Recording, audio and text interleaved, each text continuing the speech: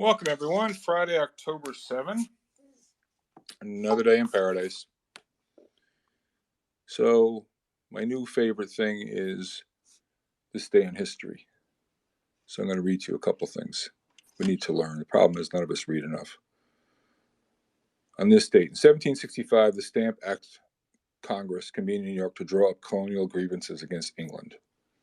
Okay. In 1916, in the most lopsided victory in college football history, Georgia Tech defeated Cumberland University 222-0. Ooh. In 1949, the Republic of East Germany was formed. All right. So, you're saying there's not a chance. Wow. Funny how times change. Last Friday into the close, the world's coming into an end. Earlier this week, I got people dunking on me. Off to the races. If I had a nickel for every time I read about a breath thrust, I'd be on an island somewhere. Julian Brigden has generously agreed to join us today to speak for a bit. I don't know how he said on time, but Julian has completely nailed this thing. Completely. And my hat's off to you, sir. We'll get to you in a second. But, the song remains the same. Nothing has really changed. Cantra, hopefully you'll weigh in. You've totally nailed it as well. As you're fond of saying, markets don't bottom because they're oversold. Markets bottom because the fundamentals change. And the party's just getting started with respect to the recession and the earnings downturn. How's that working out for the bulls? I spoke to Walter Deemer today. I spoke to John Roque. I'll share their thoughts with you in a moment. They couldn't be with us today. But, narratives ran for a couple days, and now we're back to reality, back to our regularly scheduled programming. So the song remains the same. I'll continue my rant later, but I really want to let Julian in here because Julian and Cantro they're good friends. They've become good friends. They've been friends of this room. We've all benefited enormously from their input. And Julian's great to see you. I know we spoke briefly earlier today, but maybe share your updated thoughts, your mark-to-market views on what's going on. I know I mentioned that dreaded word, the C word. And for the ladies in the room, no, it's crash. C for crash. There's a possibility. So I got to watch that. Me too moments here. At any rate, so Julian, the floor is yours, my friend. Give us your updated mark-to-market views on what you see going on. So, can you hear me properly, George? We're good. Yep. Okay. So, look, as you say, that there's not an awful lot changed. I mean, I think the big thing that's perhaps people are beginning to realize, well, there's two. The first one is, look, everyone keeps thinking of the Fed as the 7th Cavalry. They're going to come riding around the corner. They're going to bail you out. And the fact of the matter is they aren't your friend anymore. They are your sworn enemy. They have switched sides. And now they're out to reduce your wealth. It's part of the readjustment process. And I think people are grossly underestimating how easy and what is involved in resetting and wringing out these inflation pressures that are in the economy. It doesn't, we are growing, ladies and gentlemen. The last print of nominal GDP, so real growth plus inflation, was over 6.5% above trend in absolute terms, right? To bring it back to trend, the only recession that we've seen in the post-war period that delivers that degree of contraction was the COVID collapse. So we have an economy which is grossly out of whack. I think the Fed needs to address the labor market. I think it's pretty increasingly clear this is the problem. The market didn't want to believe us a while back ago. They saw that jolt number and they went, woohoo, we're down. We're about 40% of the way that we need to go to get labor demand back to where it was pre-COVID, which was, by the way, pretty robust. It was the most robust jolts number that we had seen for 20 years at that point. So that's even conservative. So this is a Fed that needs to keep going. They aren't backing off. We flagged to people that you've got to watch Chris Waller, very, very close to the chairman. And of course, he was very tough. And here we are. So, look, at some point, they're going to stop. 75, I think, in November. Probably step it back to 50. I think a lot's going to depend on the price action of the equity market, which to my mind is a little scary. But do bear in mind, and this is what a lot of the equity people forget, our work certainly suggests that when it comes to the price of equities, it's not the cost of the liquidity. In other words, it's not the interest rate that's the most important component. It is the availability of the liquidity. And even if they step back and start doing 25s and 50s, even though the equity bulls would love to believe that that is somehow bullish. I mean, if I'd said to you 2 years ago, the Fed's going to be raising rates in 50 basis point increments, most of you would have screamed. But now suddenly going from 75 to 50 is something we should actually welcome. They're going to continue, even if they slow down the rate hikes, they're going to continue with QT. And to my mind, that just saps the strength of this equity market. And I look at this and I think this is a market where the inflation pressures remain very robust. The labor market in aggregate, when you take things like hours worked, number of hours worked, total number of people employed, is growing somewhere between the 9 and 10%. That's double anything that we've seen in the last decade. That's a full 10% above anything that we've typically seen in the recession. So they have really got to continue to take an axe to this labor market. Now, I think they want to try and do it gradually. They want to try and nudge rates just about to the point where they become restrictive, whether that's 4.5 or whether that's 5, we don't know at this point. A lot will depend on core inflationary pressures, which are being supported, by the way, by ripping unit wage growth, and to some extent, although I think that's peaking product owner equivalent rent.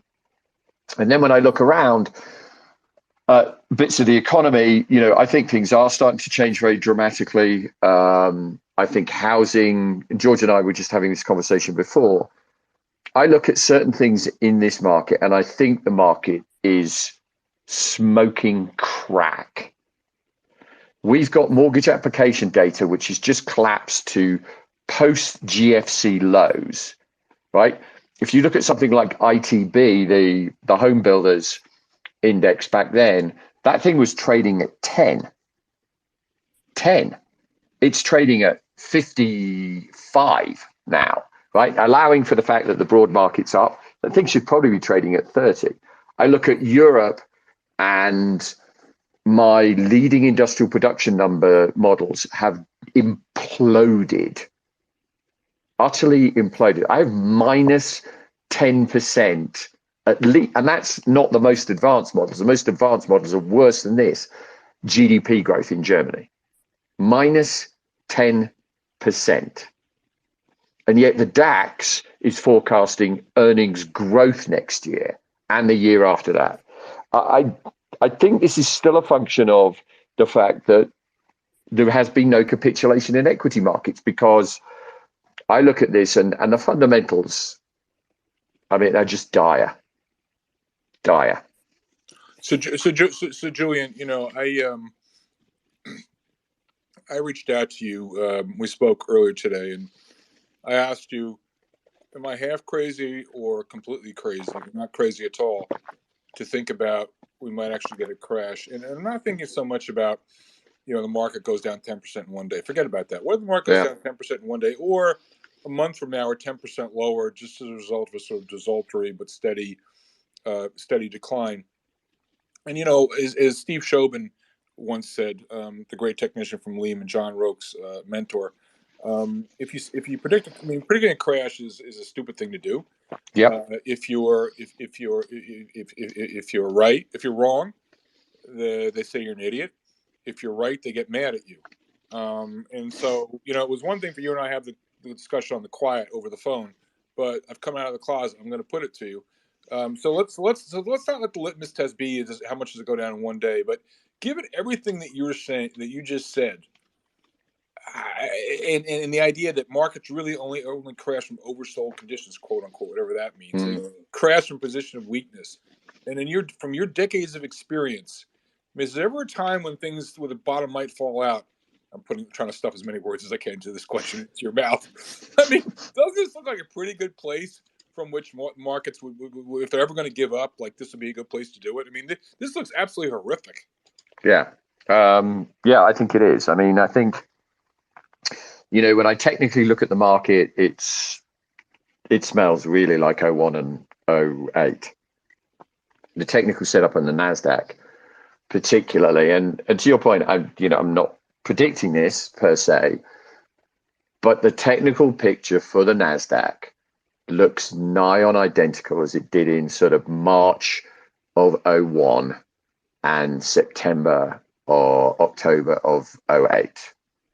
And if that's right, then over the next 2 months, we do another 40%, George. It's a good thing, Julian, there isn't a lot of tax loss selling to possibly happen. By the way, the only reason there wouldn't be any tax loss selling would be because all the gains have evaporated, so nobody has gains that they need to offset. Right, and I think there's another thing that we need to consider, George, and this is which I don't think equity guys have necessarily thought about. I alluded to this in the last call that we did, that we were concerned about margin calls going across the sort of high net worth individual sector of the marketplace, which is really the individuals, right? Because mum and pop really don't own any stock in any volume. It's all high net worth. It's the sort of guys that are looked after by JP Morgan Private Banking or UBS or whoever, right? And, we'd heard that they'd actually borrowed quite a lot against their portfolios. And that's one sector. But essentially what's going on in the UK with the life insurance companies is another type of margin call. And this comes down to a fundamental problem, which I do not think people have taken on board. The ironically called risk-free asset, in other words, global sovereign bonds, are in full-on meltdown, right? So we've tweeted about how we were going to get, we were looking at technically, we've been amazed how technically these markets have traded. But the risk parity funds, which are essentially a sort of leverage version of a 60-40 portfolio with some other things thrown in, but they're a fully long portfolio where the idea is that either, bonds are supposed to protect you or commodities are supposed to protect you or some other metric of a long equity risk. And these things have just been unwinding. So the whole 60-40 portfolio thesis just doesn't work, right? Just has not worked for a while. So there's nowhere to hide. And as these risk-free assets reprice, right, we've just had one of the worst, if not the worst, post-war drawdown in the treasury market. As these things reprice, they create margin calls and reduce leverage right across the board. Right across the board. And if you think this is bad now, if the Fed pushes short-term rates way above where they are, for a carry perspective, further down the curve, whether that's in munis, whether that's in corporates, whether that's in more likely in treasuries and munis, you will see deleveraging at an enormous rate. And we're already seeing the ramifications of this. There was an interesting Bloomberg story this morning talking about, God forbid, and this is something that I tweeted again, I put it out on Twitter this morning. I said, God forbid we start to see weakness in JGBs, right? Well, we are seeing some weakness in JGBs. We're seeing weakness further out from 10 years because the BOJ's pegged 10 years. So if you look at 30 years, we got very, very close to the previous highs in that 10s-30 spread. But why is it important? It's important, ladies and gents, because sovereign bonds are all fungible. In other words, you can create one sovereign bond out of another with an FX hedge on top of that, right? So you could switch a treasury essentially into a JGB by hedging out the cash flows in yen and dollar cash flows. What does that mean? It means that our bonds have been suppressed for a long, long time by the policies of the BOJ and the ECB that has funneled trillions of dollars into US fixed income, and at the same time pushed up PEs as that denominator of that equation falls in rallies, and the price and the yields fall. If those factors are starting to change, because Europe now really does have rampant inflation, right? We wrote in November, of last year. I think it was November of 21. We said that Europe's heading for double-digit inflation, and no one believed us, right? They thought we were literally insane.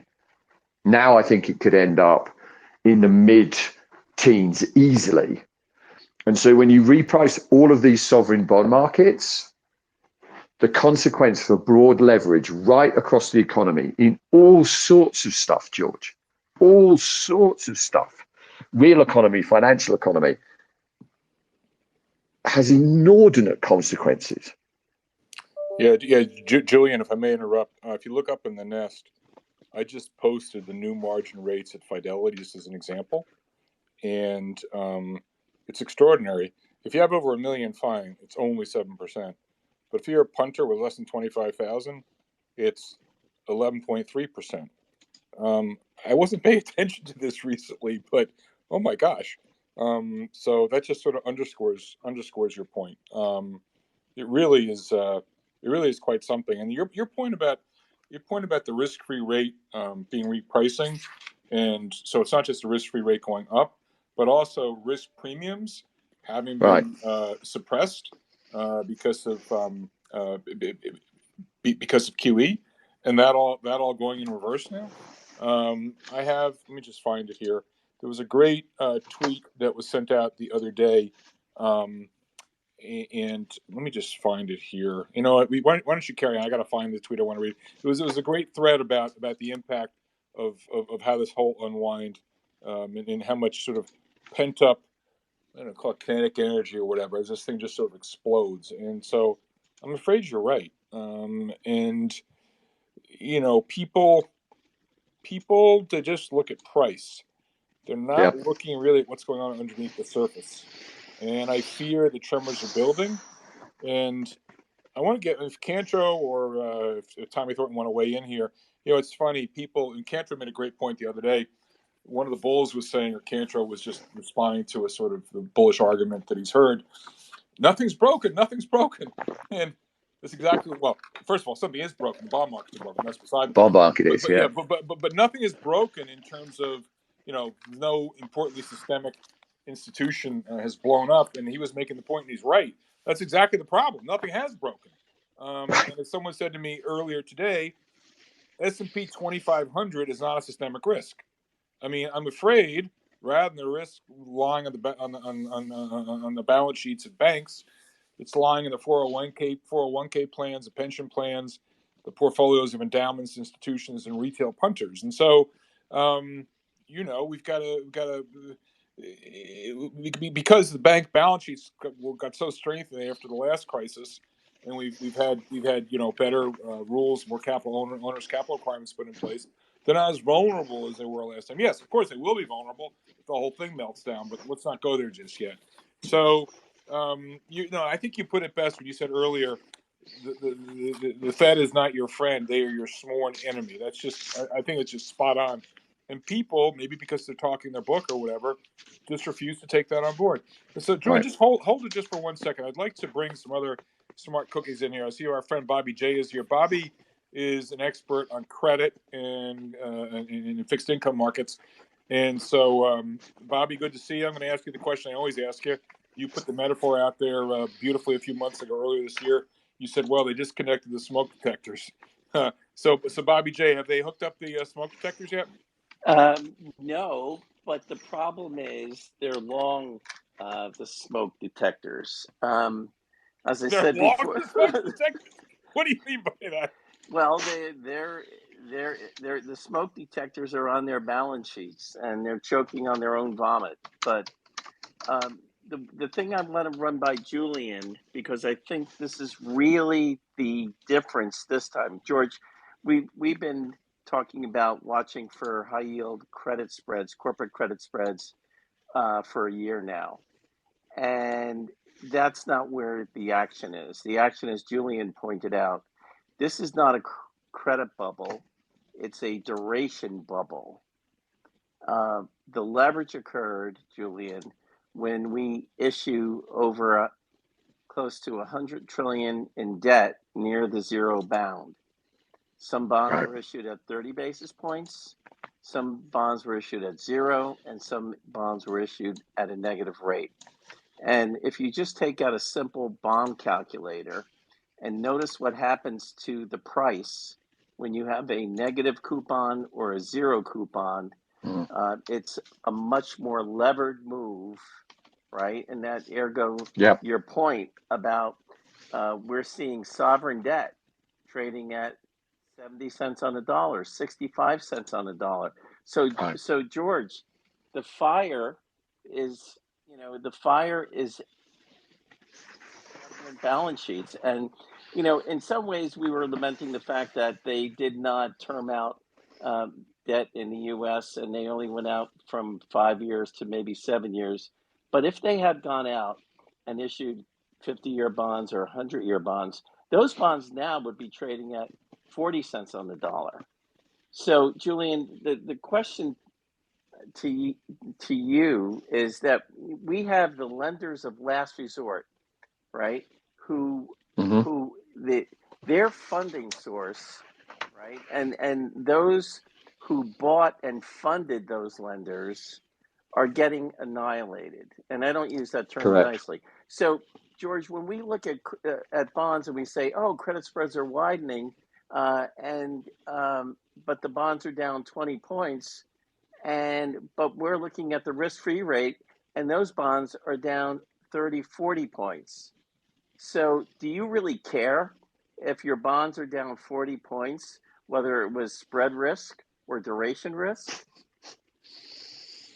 Yeah. Bobby J, you're spot on. You're spot on. My favorite one, you can. I'm sure I don't want to play. Can we drop this? You forgot more about credit and fixed income. I'll never know. But what was it? The Austrian zero is down like 80% or some crazy number. I'm actually looking at it now. The high price on that thing, right? Remember, it issued at 100. The high price on that thing was just under 250.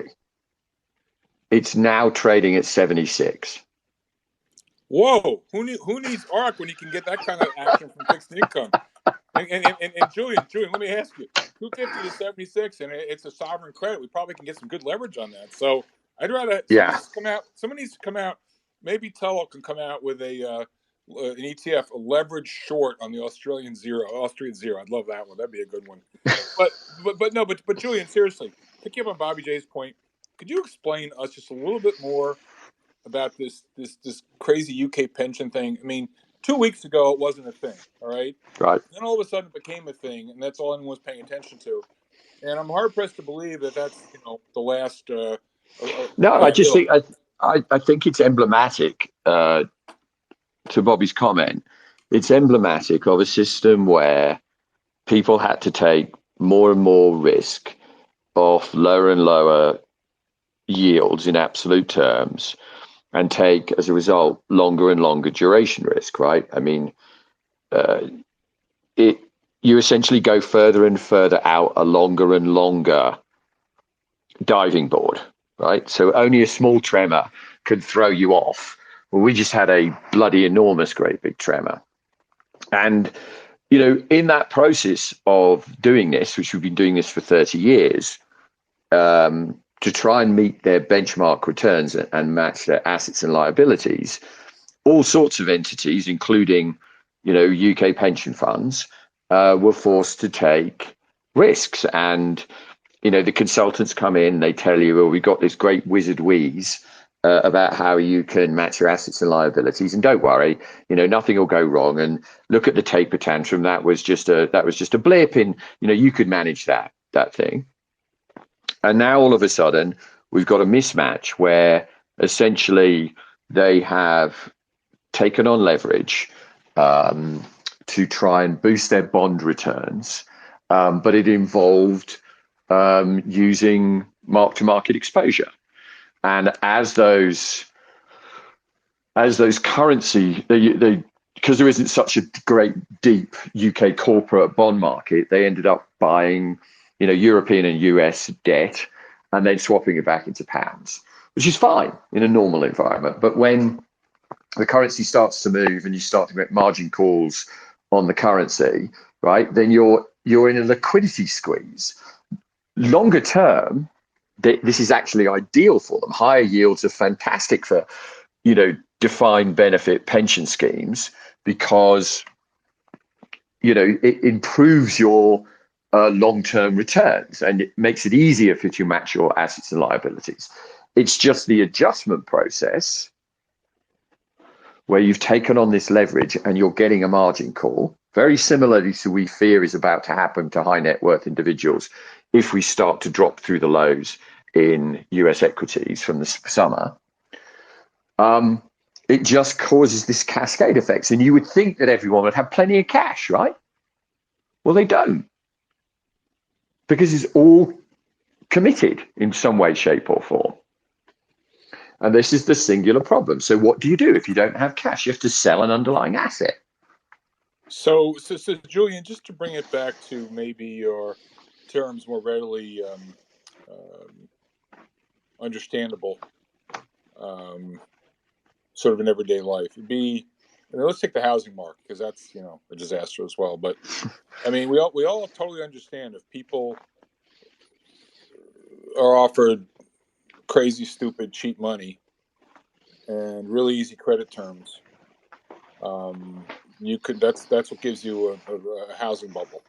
And then when the cost of money goes up and the credit terms, you can't get 5% loan to value anymore. It's 20% or 30% or whatever. So both the tightening of the credit standards along with the rising cost of money, we all understand how housing prices can go to the moon and they can completely collapse. We've watched this repeat. What I'm struck by this cycle, how's this cycle? I'll make a statement and then ask you a question. What bothers me is this cycle, as compared to past cycles, is unprecedented by the extent to which money became cheap, the lowest rates in 5,000 years or whatever, and easy credit terms available. And so this has the potential in terms of bear market. And again, we're not talking about the economy, although we'll go into the economy as well. You don't bring any good share in the economy, but if we differentiate between the markets and the economy, the potential for the markets to implode compared to past cycles is just unprecedented. What would you say to that? I mean, I would say when you look at leverage across the system, the corporate sectors, certain bits of it are very leveraged. We know.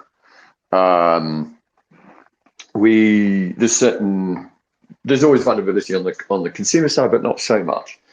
The one that I think is vulnerable, and I think the UK story illustrates that, is actually governments. Like governments have really taken advantage of super low rates to blow out their debt. And we just saw, for the first time ever, a G7 country try and bail something out and essentially get told no by the bond market. Now, hasn't happened in continental Europe yet, but given how much they're going to have to spend, not just this year, but potentially next year, to prevent complete deindustrialization of certain sectors in Europe because of energy. It's not impossible to imagine it there. It's not impossible to imagine 2023 in an ugly recession that, Republicans and Democrats looking at elections in 2024 go, ooh, maybe we need to have another spending plan, right? They'll haggle over what's in the spending plan, but we know those politicians will be pretty keen to spend bloody money. What happens if someone calls their bluff in the treasury market next year? It's governments where I feel, right, who are trapped. And their demands on them to spend money, George, are inordinate. Climate change, new Cold War with Russia and China, right? Social spending, you name it, right? You name it, it is out there. That to me is the risk. So Julian, I couldn't agree with you more. Very well said. Again, history rhymes, doesn't repeat itself. But let's translate that into what it means for markets and asset prices. I mean, one of the observations, people say these rooms are very macro oriented, Yeah. and they have become, simply because, in my view, markets right now are all about the macro. It's not about Agreed. narrative chasing some crazy story from this individual stock. It's all about narrative. The markets are about the cycle. It's about factors. Hopefully, Cantor will weigh in here. But so let's run with that, Julie, because I quite agree with your construct. So, what does it mean? I'm going to ask the question and answer, and then I want you to answer. And Bobby J, I want you to weigh on this. So we know when an individual economic actor, private sector actor, gets into trouble, their credit rating gets downgraded, and their cost of capital goes up. So, likewise, for a sovereign, if you say an entity like the UK government can't go bankrupt, won't go bankrupt, the system won't allow it. So what does the market do? The market sells down the currency. The market maybe forces the cost of money at which the government could borrow money to go up. And so what's the practical for everyone in the room here trying to figure out how to preserve their net worth in real terms? What are they supposed to do? Because what seems to come to mind. I mean, I'll throw this out there, but you're much more expert than I am. So they print more money, the currency goes down, they won't default. All things being equal, more money, more inflation. But and now comes the really nasty part. I'm afraid we're going to get to a point where yes, the liquidity tap will be turned on, but it doesn't mean risk assets go up in price. Everyone has been conditioned by the last few decades of the Great Moderation. When you're fighting inflation, as you and I both know, correlations are one way, and then when you're fighting deflation, it's another way. I'm concerned. So two questions here. A, what's the practical effect on market prices of any asset that you want to care to comment on? Whether it's the exchange rate. So let's just take the UK. The price of sterling, the price of gilts, risk appetite, and could it be that in the name of stopping the system from blowing up, they'll come in and they'll do their yield curve control and all this other nonsense, do whatever they can. But then the likelihood that that's not necessarily going to give you a positive boost to risk assets. So you can address any part of that you wish. Go ahead, Julian. Sorry. No, look, you raise an interesting point, right? I mean, what you're talking about, George, is, to use an analogy, right? The Hans Christian Andersen story about the little Dutch boy, right? He walks along, sees a crack in the dike, sticks his finger in the dike, and he saves Holland, right? Well, that's a great little story. The problem is typically there's an issue which has created that crack. And governments have a temptation to sort of stick their finger in the dike and think that they solve everything. Well, if this is the underlying pressure and there's something wrong, structurally wrong, that pressure just shifts, right? So we saw when the gilt market started to melt down and the Bank of England comes in, the next thing is the shift moves straight to the currency. And these are the pressures that you actually get, right? You can get into a vicious circle where you're trying to block and tackle this pressure, but you actually can't stop it. You can't address it, right? Japan's in the same situation, okay? Kuroda doesn't, and I think there are some arguments for saying he's right, doesn't want to raise rates, okay? Well, he's printing money. The US is draining money from the system. And guess what's happening to dollar yen? It's just spiraling out of control. It is going to lend, I was doing some back of the envelope calculations. It's going to possibly, if you push oil back up to $110, $120 again, and dollar yen goes to where I think about it, you're going to end up with 4.5% inflation in Japan. Are you really going to want to own JGBs at that much? How point does that pressure? Right, so the pressure just shifts. This thing all shifts. Now, in terms of trying to protect your assets, clearly you don't want to be in one of these countries where these pressures exist. You want to be in something, and the US dollar is typically, because it's the reserve currency, going to be the last one that ends up there. It doesn't mean it doesn't end up there eventually, but it'll probably be the last one. So you want to be in dollars. You then probably want to be in tangible currencies and something tangible, but understanding that it is true because it's an owned asset is also subject to the vagaries of the market. And if we go down into a broad risk off, which sometimes we refer to as a VAR shock or a value at risk shock, where every single portfolio is just thumped with volatility, then if you're in an asset which happens to be safe but is owned by people, you'll get flushed too. Not to the same extent, probably, but still. So I think, George, what you're really supposed to try and own are assets, right? I mean, I like long term in the Weimar Republic, post First World War Germany, stocks were actually not a bad investment because they're a claim on a tangible asset, right? I had a client, a very famous client who was in Market Wizards, long time client of mine, who made money trading Zimbabwean stocks, right? Because he bought stocks in tobacco farms. And as the currency, collapsed from hyperinflation, those stocks outperformed. So you need to own something, but understand that the process of adjustment is very painful, right? So I do think, it's like you hear from these, the talking heads on the TV, they'll say, oh, you can't be in cash, you're losing money. But you can be for 6 months. You don't want to be for 10 years. But if the equity market drops 30% in 6 months and you're still in a 10% inflationary environment, you've only lost 5% of the real purchasing value of your money over that 6-month period in a 10% inflationary environment. You're a hell of a lot better off than you being fully invested in the equity market. And Julian, I'd like to drill down a little bit further, if I may pile on. Sorry for interrupting you. It's a question of what equities do you own? I mean, if you own the equities that are benefiting from pricing power and the inflation, so be it. But as we well know, correct. The composition of the indices has changed so much over the decades. If you're indexed, and people love indexation nowadays, you've got a full complement of FANG stocks and Tesla and all this other rubbish, which is not at all geared to rising inflation. So I actually think, and this has been a common theme in this room, we're coming into a period now. We're in a period where I think it's actually a great time to be an active investor. Active management has underperformed for all the reasons that we know. Historically, it does on average, but it's been particularly bad.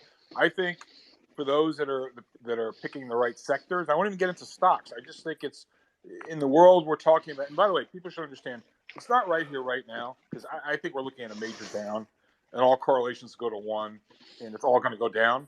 So if someone likes energy, I mean, I'm not saying you should go out and run out and buy it today, but coming out the other side of this, Facebook, just say no to Facebook, just to pick on a name. All right. I have no position in Facebook, by the way, so I can say that. So it depends on what stocks. And I just find it so interesting that the vast majority of investors, not to mention the indices, are so out of position because they're basically just large cap momentum strategies. And they've all piled into Google and Amazon and Apple. I mean, I wrote a piece about Apple to my clients the other day, and I said, what about Apple at 100? Okay, what about the idea of Apple at 100? And people were like, what? How do you construct that? And I said, well, it's actually pretty simple, right? I mean, Apple used to trade, or certainly over the last, let's say, decade, has traded flat to the S&P PE on a PE basis. So for most of the rally post the GFC, it actually traded at a discount of about 5 points to the S&P PE. Then as soon as not QE started, if you remember, with the repo market where the Fed bailed that out in late 19 and started to print money, and COVID kicked in, funding kicked in, Apple went parabolic, as did Tesla. Right? Tesla had never really traded above $60 until the Fed printed $4.75 trillion. Right? And then we took this thing from trading roughly at a 5-point discount to the S&P PE to a 5-point premium. Okay, it's still sitting at that now, right? So the S&P is trading at 17. This thing's trading at 21, right? 22. And why did that happen? Well, because we printed $4.75 trillion and the money flowed into these stocks that were short. Tesla was very short back in early 19, creates momentum. And then we start to fit a narrative, George, to a price action. It really scares me when we do that, right? Because you suck people in. And that's typically emblematic of the top of a bubble, right? Where you suddenly start to buy these mystical factors into asset prices, right? Where you lose all basis of rational thought. So all of a sudden, we look at Apple and go, oh my God, here's a stock that in the worst depression since the 1930s actually can go up. This isn't just a stock, which gives me equity type returns. It's also a bond, because that's what bonds should do. Bonds should go up in a bad economic environment. But suddenly I've got this stock that does that for me, and it grows, right? And so all of a sudden you're prepared to pay 10 PE higher than you were 2 or 3 years ago, right? So then you go, okay, well, fine. If it's got bond-like quality, shouldn't it live by the sword and die by the sword? So if bond yields rise, shouldn't you have to rejig the price to keep that same degree of PE that it had before? And if you start to do that and you factor in 375, for 10-year bond yields, and you look at, even if you believe, which I don't, that Apple's earnings are going to grow next year from 610 to 650, which is what the analysts are telling you, you very quickly come up with an equity price of 100. And God forbid the earnings drop.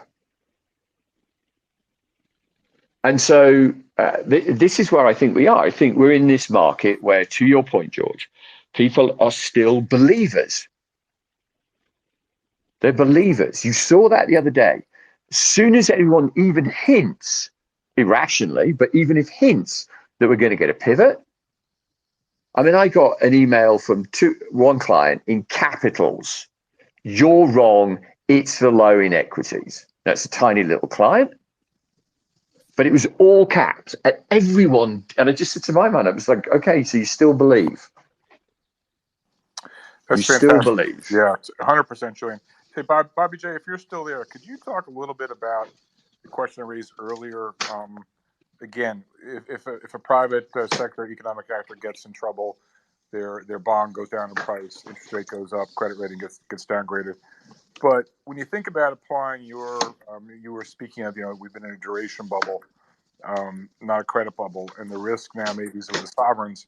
What does that mean in terms of exchange rates or government bond rates, and how do you view that? Because again, history rhymes, doesn't repeat. Bobby J?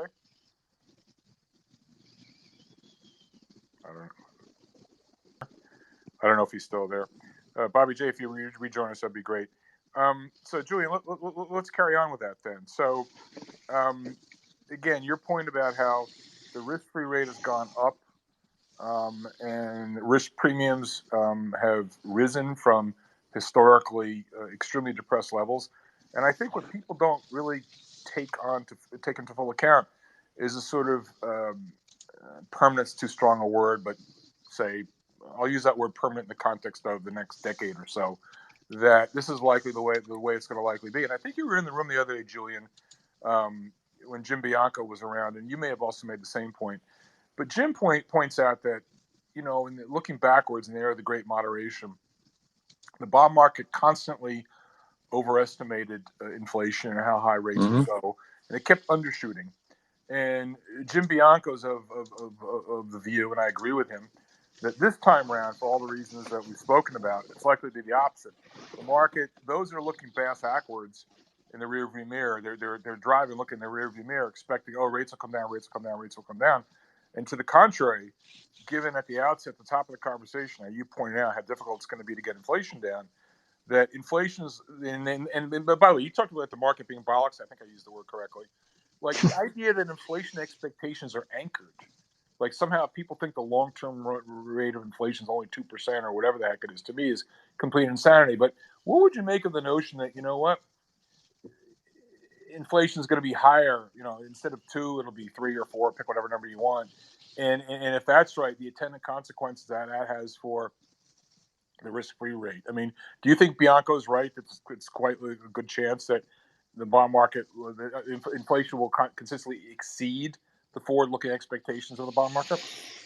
I think it is, George, and so thus far, I think the actual bond market has placed, despite what yields have done, right? You might look at this and go, "Oh my God, they're losing faith in the Fed." Quite the opposite, right? If you look at this thing called the term risk premium, which is the money that you kind of earn for taking the long-term duration risk of buying a longer dated bond versus a shorter dated bond, it's actually negative. So there's no concern that the Fed is somehow going to lose control of inflation. And there are other metrics that you can look at that basically tell you the same thing. If you look at TIPS yields against, which is kind of the market's measure of real yield, so CPI versus whatever period you're picking, say 2 years, where they think it's going to go, and then where versus what actually it is. So CPI minus 2-year nominal yields. There's a massive difference, 600 basis points. So the market's factoring in that the Fed's going to be so tough they're going to jam this thing home. Okay, so if you think this is the bond market losing faith in the Fed, quite the opposite. They have full faith in this Fed, and arguably rightly so, because Jay Powell is being incredibly tough. The test, and a colleague of did an interview with ex-Governor Hernig on one of the Real Vision shows the other week.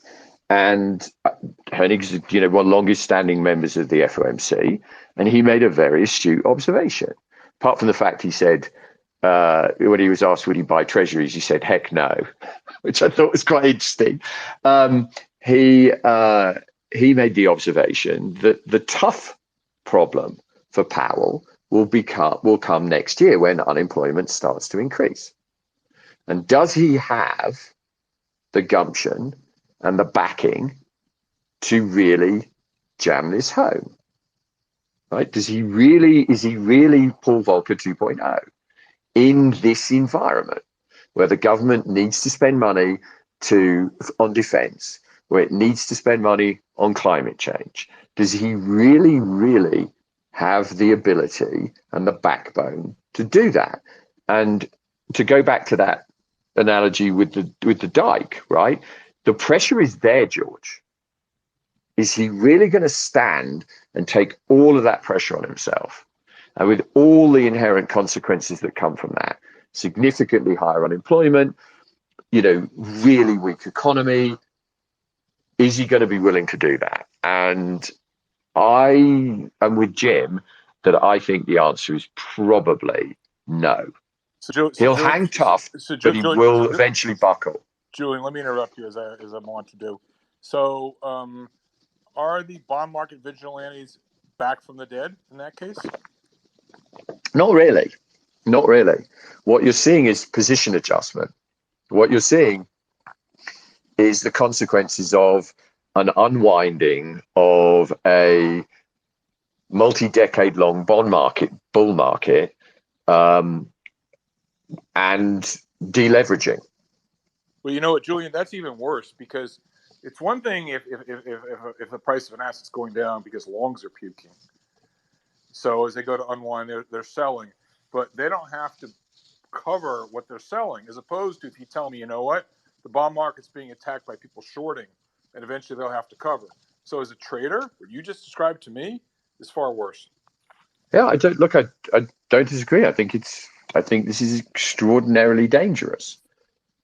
Right? I mean, just envisage a situation if next spring Japanese inflation is 4.5%, Kuroda is just stepped down, and the new BOJ governor comes in and says, okay, we're done, right? We need to raise rates, and we're letting 10-year JGB yields unpeg. They're no longer pegged at 25 basis points. They can go to 2%. You push up Japanese sovereign bond yields 175 basis points,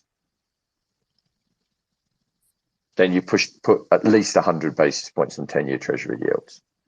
If you think the housing market's bad now, Julian, I mean, I love when you speak. No, but seriously, I'm afraid that you are correct. That's my considered judgment from 4 decades in the business. And I hope people in these rooms listen to you and listen to the Bobby J and Cantro and all the other great speakers we've had, like Jim Bianco, because you have a whole generation of investors that's conditioned. And look, it's understandable. We all extrapolate the recent past into the future, and in a world where the wind's been at your back, it's been a liquidity-driven bull market. Everyone can be captain stock picker. Nobody pays attention to valuation. Everything is up and to the right. And now, what you're describing is just a normalization of things. What's been weird is what we've gone through the last decade. What I really am sad about is you have a whole generation of investors that think what we've seen is normal. right? That it's normal for companies to sell on 10 or 20 times sales, that it's normal for 30% of the Russell to be loss making. And so I'm afraid that as we normalize the cost of capital, there's going to be enormous dislocations, a big disparity between the have and the have-nots. And I think it's going to be a great environment for picking stocks. So, Julian, let me ask you this. What would it take for you to become more optimistic, or shall I say less bearish? What are you looking for? So I think ultimately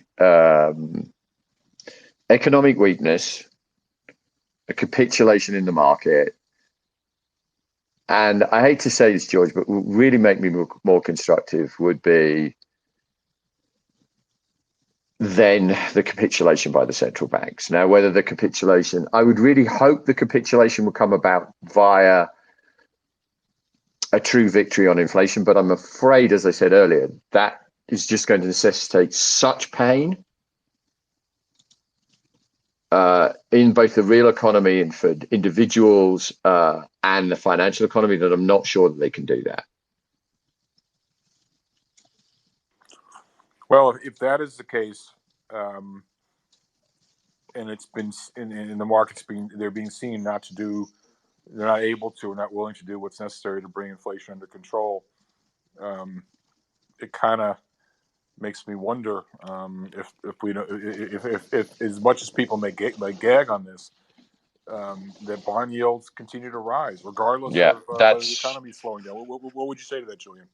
So that's my concern. That the minute, let's fast forward to next spring, S&P's down at 3,000 or whatever the number is, George. Right, the economy's really slowing materially. Unemployment's starting to rise, and then the Fed pivots, and maybe they do QE again. I don't think they want to, but maybe they do.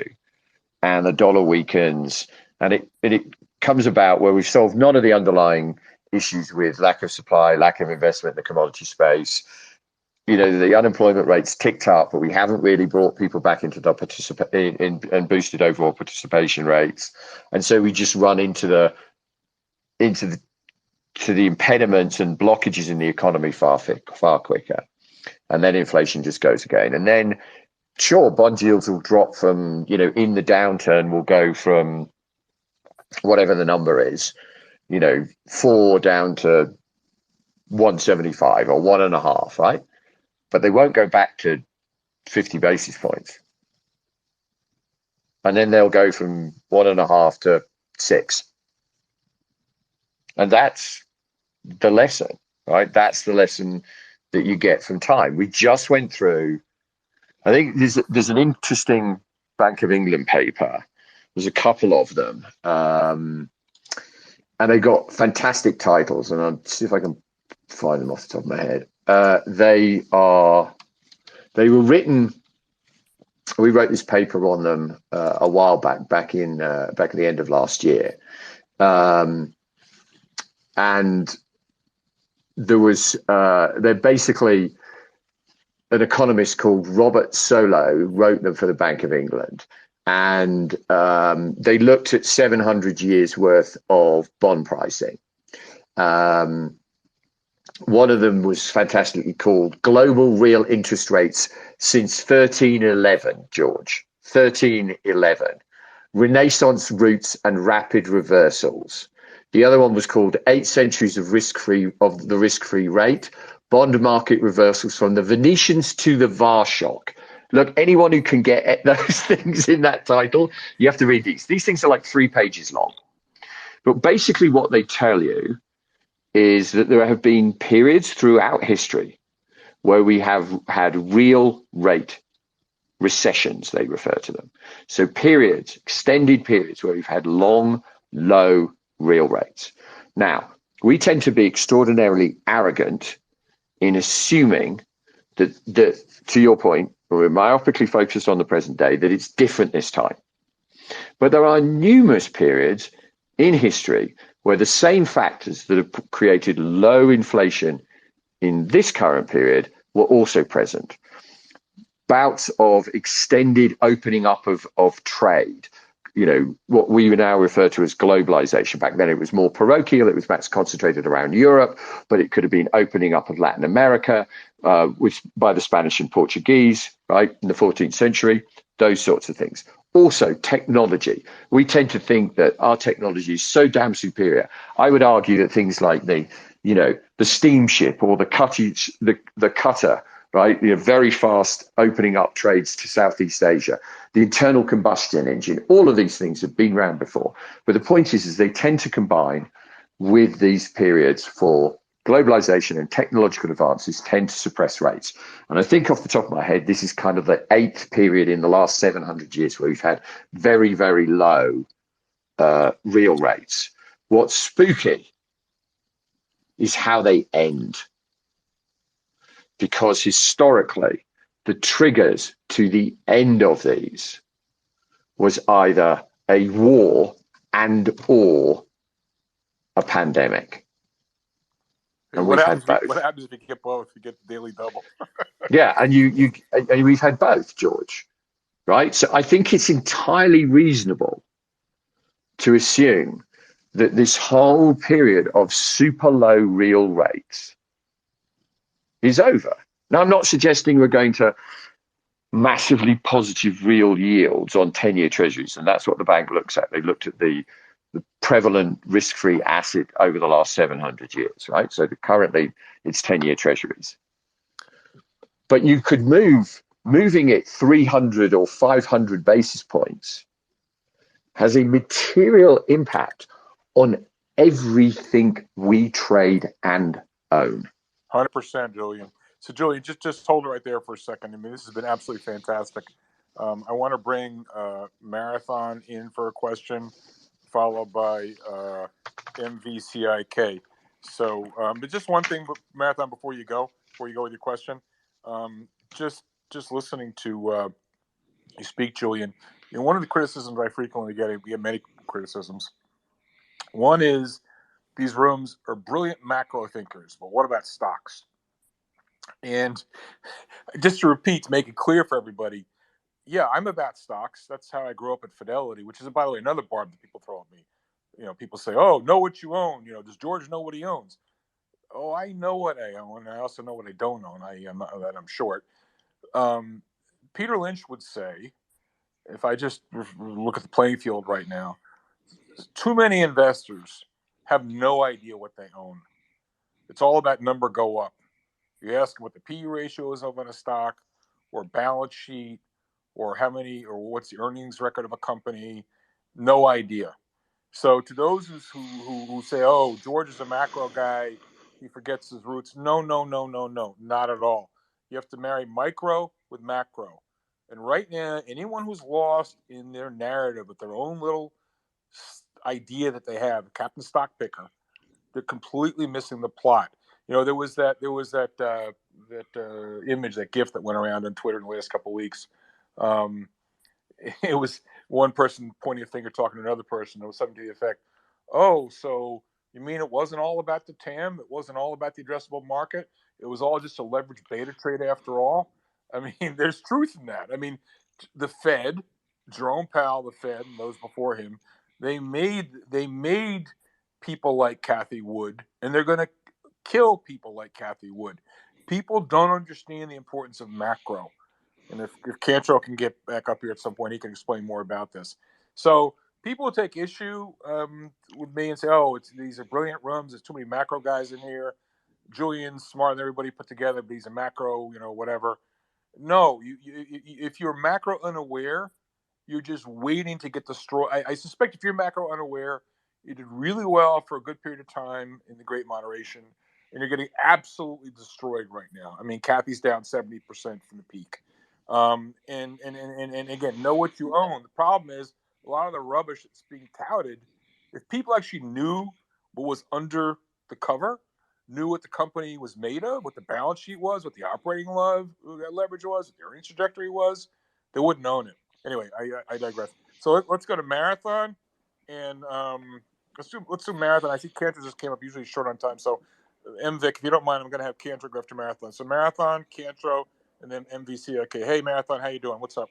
Doing great, George. Thanks for having me up. Hey, Julian, it's been a while since that great dinner you hosted down in San Diego earlier this year. There was a lot of prescient stuff that was said around that table. But one of the things that you were discussing then was the client model that you had worked on to kind of look at a forward look on inflation. It was one of the things that was talking about persistent high single digit, maybe even double digit inflation that has turned out to be kind of spot on.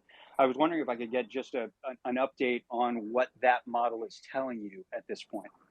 So the model you're talking about was what we call the excess stimulus model, and we've taken it back into sort of the 1960s. I think that's the one you're talking about. And when we look at a combination of factors that can drive inflation, and it was done actually in cahoots with a client who had access to data which I'd just die to have. He had 120 years worth of data for 25 different countries. And he'd come to the conclusion that when you fire both the monetary and the fiscal bullet, your odds of inflation were extraordinarily high. And we went and built a model for the US, and it showed basically that core inflation was a little higher than it's currently got, but it would end up peaking sometime in about now. The problem is the model looks like it drops very precipitously just because of the nature of the model, but it's actually based on a running rate of core CPI, what's called detrended CPI. So even if the model drops, what it really means is that inflation becomes quite sticky. And that's my concern. I think that's what the model's suggesting, that we kind of peak about now, but the core inflation remains sticky well through 2023. It'll come down off the highs, but you may drop core CPI from wherever we are now down to about 4 or down to about 5. And that's just too bloody high. And that's quite an optimistic outlook. So I've just not been in this camp that somehow this was all commodities and this is all going to disappear. I'm firmly in the camp, I'm afraid, that I think that the Fed needs to take an axe to the labor market to deal with this. They can't say that, but in acknowledging in the SEPs their forecast that unemployment is going to 4.4, they're basically telling you that. So yeah, it's sticky, bottom line. It doesn't go away easily. So just this idea that this Fed's going to pivot, to my mind, is farcical. Thank you for that. Thank you. Thank you, Julian. Let's go to MVCIK. MVCIK, please unmute yourself. And Vic? Hey, George, can you hear me okay? Yeah, we're good. We got you. Go for it. Oh, cool. Well, it's an honor to be here. And Julian, Brigden, you've been just a tremendous resource all year in trying to develop an edge around what the Fed is doing. So I just I just wanted to kind of walk through my thesis on the Fed. George, I don't know how much time you want me to go. I can make it a few minutes. I can Yeah, make it 60 seconds. I understand you have a time constraint, but you and I I'm spoke. good. I'm good Yeah, on yeah, yeah. time. Okay, and just so everybody knows, MVic is in the Federal Witness Protection Program, but he's a really sharp guy. He's a really smart guy, and he shared a lot of his work with me. So I want to give him a wide berth here, and Julian can take a rest. So MVic, go for it. Awesome. Thank you so much. So yeah, just to zoom out, just where my head's at right now, I wake up every day uh, shocked that the market hasn't crashed. To be completely honest, you've got the Fed tightening aggressively into a global recession, potentially severe, um, and you've got equities and probably all major asset classes coming out of one of the biggest bubbles in modern market history. Mhm. I don't know how stocks haven't crashed. We haven't even had a limit down day. I don't get it. But we can debate all facets of that. So I'd like to just focus on the Fed a little bit, and that's really been my edge all year, both professionally and personally. And one could be forgiven for uh, thinking, how could you possibly have an edge on something that literally everyone is focused on nonstop? And I've been amazed all year long that this edge has existed in just right in front of our face. Um, so if you go back to December, last year was a great reflation trade. It was easy, it was obvious, it was a lot of fun. We all made a lot of money. But over the course of that, the whole trying to figure out how persistent inflation was, if you're paying close attention, you came across a lot of good analysis, principally Bridgewater. I would highlight Bridgewater, Jim Bianco, and Julian Brigden. And by December, it became crystal clear that the Fed had to go hard. I don't think nobody, even the biggest hawks out there, nobody thought the Fed was actually going to do what they had ended up doing. But at the time, it was clear that the Fed had to go hard.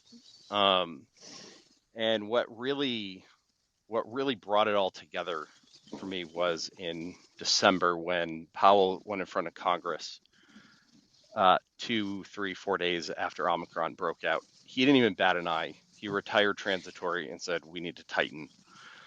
Um, a couple days later, I think it was in the middle of that week, Marko Kolanovic, he did an update call on his reflation thesis, and Kolanovic was awesome last year. He was a great resource for the reflation trade. He was spot on right up until December.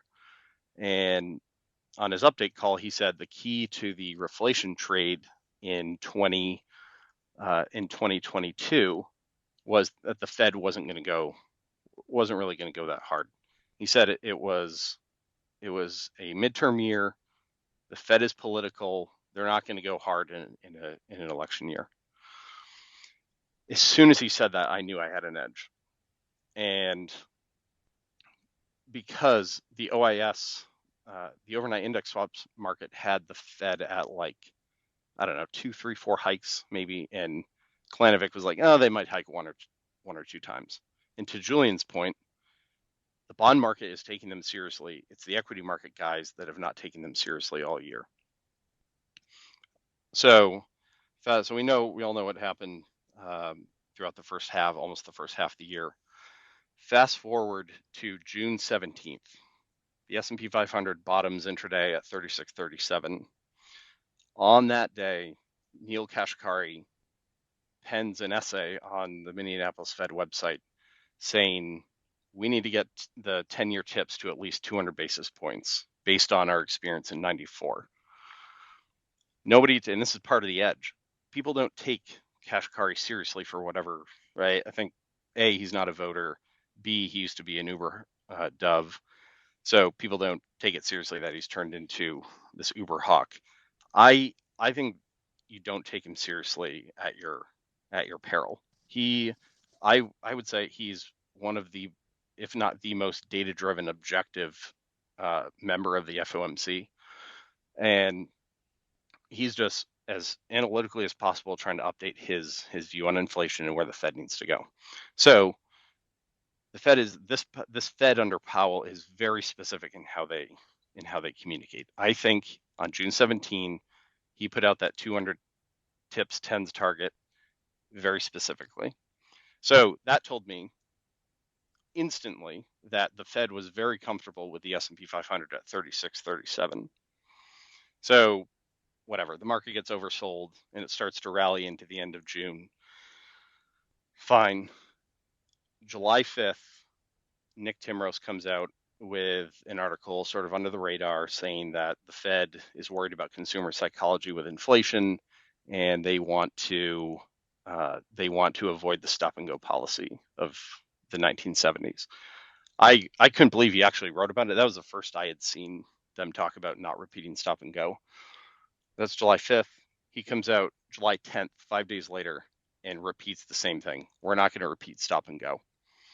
It was very clear the Fed was not happy with the rally off that June 17 low. So Timros writes July 5th, July 10th. Then Dudley comes out with an op-ed in Bloomberg, July 14th, titled "What It Will Take for the Fed to Tame Inflation." So I just want to read this one paragraph. I'll do it quickly. He says the Fed needs to be confident that it has succeeded in pushing inflation back down on a sustainable basis. Chair Powell correctly understands that the cost of not hitting the target, the 2% target, outweighs the cost of a mild recession.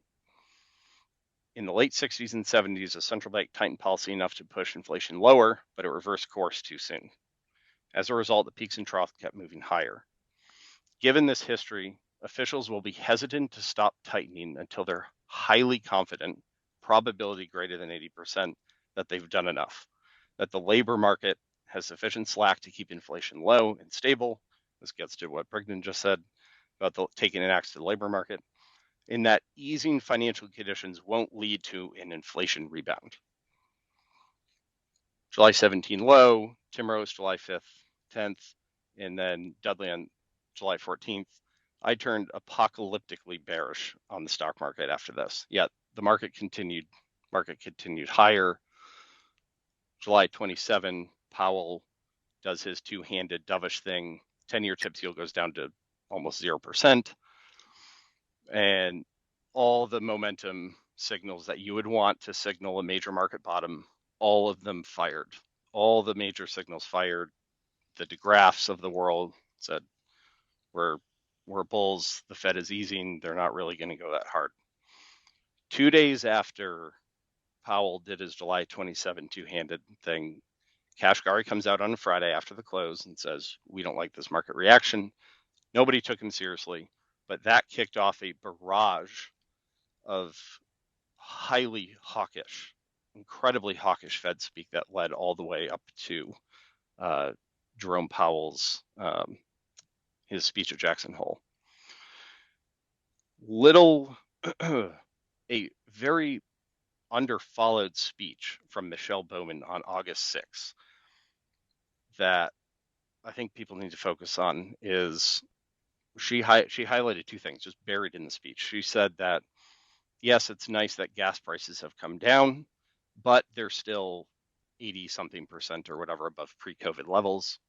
She said wholesale or used car prices are down, good, but they're still 50% higher than pre-COVID levels.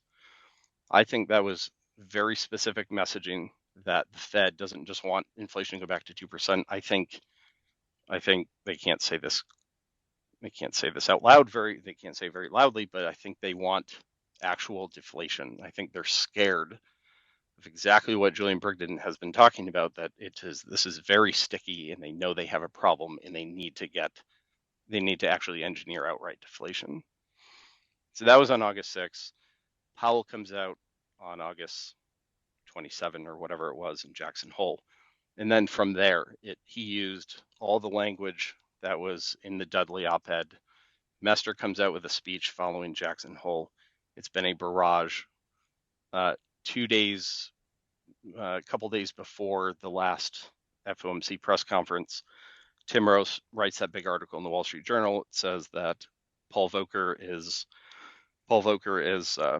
Powell's inflation whisperer. Market really didn't react. Market, nobody gets it.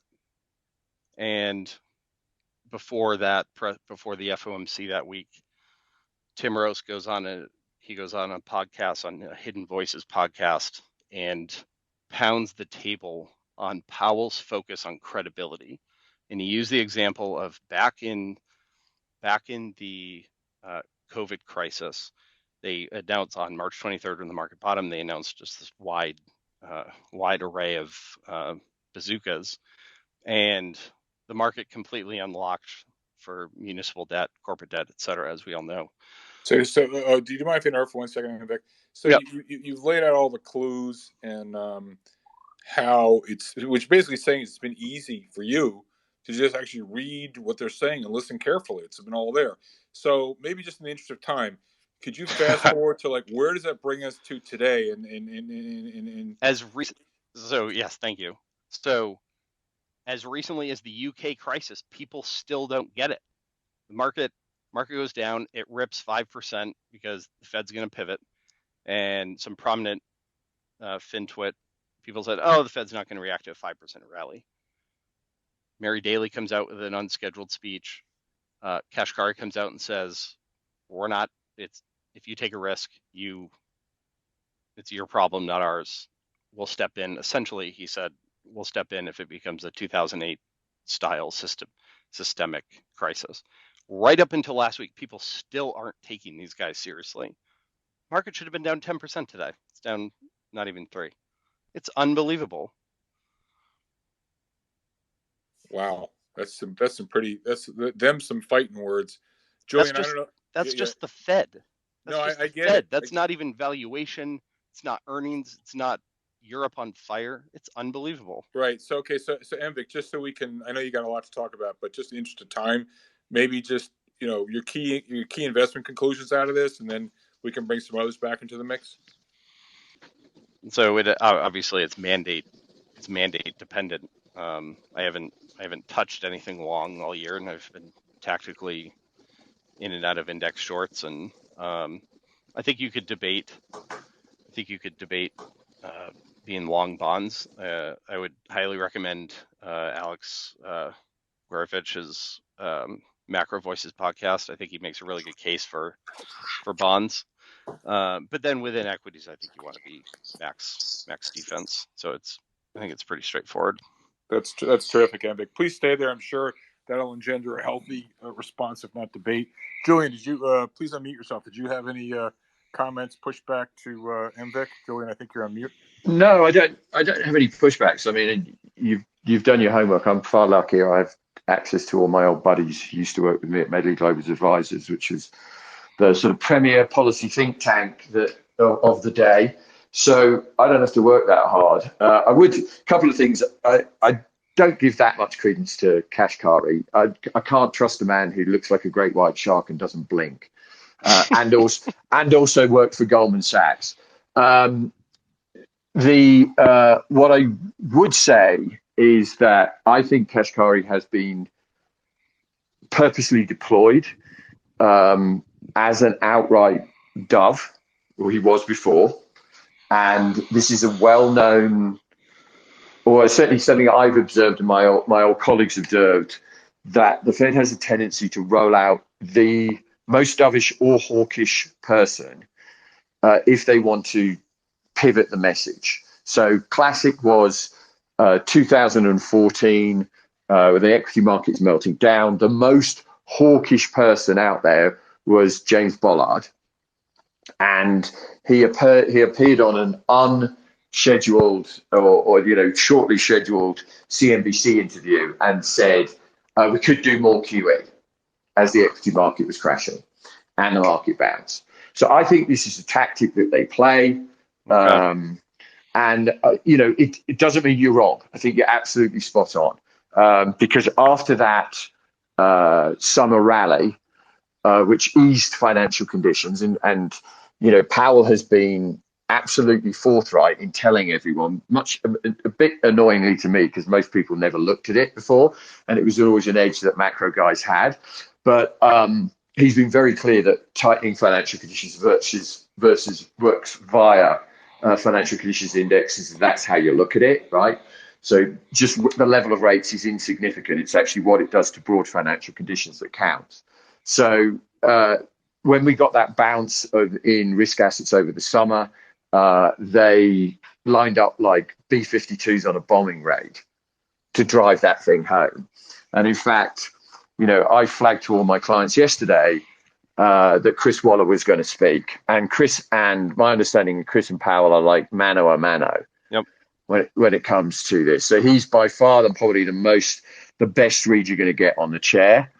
And he's just unrelentingly matter of fact about what they've got to do. And that's where I think their heads are. Could you throw them off? If this equity market cracks, sure, they could be thrown off. But I think one thing I think people need to consider, our assumption, and even mine to some extent, is create enough pain, and not only will the policy stop, but it'll reverse. Right? Not only will QT stop, but we'll go to QE. Not only will rate hikes stop, but we'll go to eases. And that I'm not certain of. And that makes a huge difference when you get down to 3,000. Doesn't mean you don't get a bounce, but this idea that you go from 3 to 4,800 again. Julian, hasn't this direct challenge of Fed credibility for months now? What do they do at S&P 3000 versus what they would have done if it had gone to 3,000 in June? Like, they cannot cut rates at S&P 3000, whereas maybe in June they would have paused at 250 or something like that. Well, they may be over time, because look, the policy that they're trying to pursue, and I discussed this before with George, is this opportunistic disinflation, right? Because there are only two approaches that you can have when inflation is out of control. The first one is the Volcker one. You take rates above headline inflation, right? So you take rates in current environment to 10 Fed funds, right? Well, I mean, you might as well, if you thought COVID was damaging to the global economy, do that, okay? Option number two is what Greenspan tried in the mid-90s, and it's called opportunistic disinflation. And you take them into mildly restrictive or slightly restrictive, however you want to couch that, level. So let's say 4.5 to 5. And then you hold them there. And you hold them there for a long, long, long time, which is why they were so keen to talk out, to walk back the rate cuts that the Eurodollar market has started to build in for 2023 and 2024. Okay? Because what you have to do there is let's say we get to 4.75. You sit at 4.75 for the next 2 years. And unemployment rises. And you sit there. And inflation falls. And you sit there. And growth stumbles. And you sit there. So to your point, I think the interesting bit's going to be what happens if and when we get down lower in the S&P. Now, my work would suggest that will ding growth hard, that will raise unemployment. But can we assume that they immediately pivot and the party's on again? Yeah, Julian, I'm going to disallow that line of discussion for the simple reason being that deliver me 3,000 down from 3,600, and then we could have a food fight over that. It's so I take the point. I know where you're going with it. I just think right here, right? Like, look, we don't. The Fed doesn't. But nobody knows. It is helpful. It does matter for the path down to 3,000, because if everyone believes, oh, you get to 3,000 and they're going to start easing, it's going to be a long slog to get down there. But if people finally got it, that these guys are going to hold, like Julian says, it'll slice through 3,000 like nothing. Yeah, I'm just. I mean, listen. Let's get to 3,000 first. All right, listen. Let's just hold it right here for a second. I want to get more folks in the mix here. I want to go to AELB and then Emma. AELB, you've had your hand up. Please unmute yourself, AELB. Yes, thank you very much for the opportunity, Joe. Terrific space as usual. Julian, it's a great honor to get to speak to you. I just wanted to ask you the following question. I wanted to know if you were familiar with the Herbert Hoover's memoirs. As you probably know, he was the U.S. president back in 1929, from 1929 to 1933. And in his memoirs, I just want to read this quote from page 67 from his memoir. During this actually, ALB, bad joke alert. Yeah. Actually, page 67. I'm sure Julian's familiar with that. You know what? I'm going to go for a walk. I'm very familiar with 67. I think 68 is actually more interesting. I'm sorry. I appreciate your scholarship. I'm sure. Go ahead. I'm sorry. ALB, I'm teasing you. Go ahead. I know. So he says, during this new stage of the Depression, there was a mass of gold and short-term credit which behaved like a loose cannon on the deck of the world in a tempest-tossed era. So basically what he's describing here is how the foreign bond markets reacted when the US went into a very aggressive rate path. Literally Europe and Asia went bankrupt. You can find the sovereign bonds of Germany and France back then on eBay, on which they defaulted, and that literally sent capital fleeing from Europe and Asia and seeking refuge to the US. So, I mean, you were wondering earlier why the stock market hasn't dropped it. Well, I'm of the opinion it's because of capital flows. Capital flows are currently going and ramping to the US, just seeking refuge. Just get me out from Europe. I mean, this is my opinion. And I'm also of the opinion that we're going to have a replay of the 1921 episode, because everybody is familiar with the 1929 Great Depression. I'm actually inclined that this current scenario is more like the 1921 Great Depression, which was very short-lived, but it was extremely severe. Also, I would like to add, I think that Powell had this, he had a conversation with himself. He was like, okay, let's look at things pragmatically. This is most likely my last assignment. I know what needs to be done. I tried to do it back in 2017 and 2018. Then the pandemic came. Well, now I'm fully appointed and I'm going to do what needs to be done. I just wanted to have your feedback on this. So, Go ahead. Sorry, you raised some interesting points, and I don't want to delve too far back in history. But what I would say is that if you look at the Fed and the response function of the Fed, and you can come far, far closer in to history. So if you look at, for example, the Asian crisis of 1997 to 1998, this started, and started basically in May of 97 with the Thai baht devaluation. Then you had the Philippine peso, the Indonesian rupee, Hong Kong, Korea, all the way into the Russian stock market collapse in June of 1998. So 13 months afterwards. Then you had even the BOJ having to intervene to support the yen because the dollars got too strong in July. And basically the Fed sat there. They just sat there. They didn't care, right?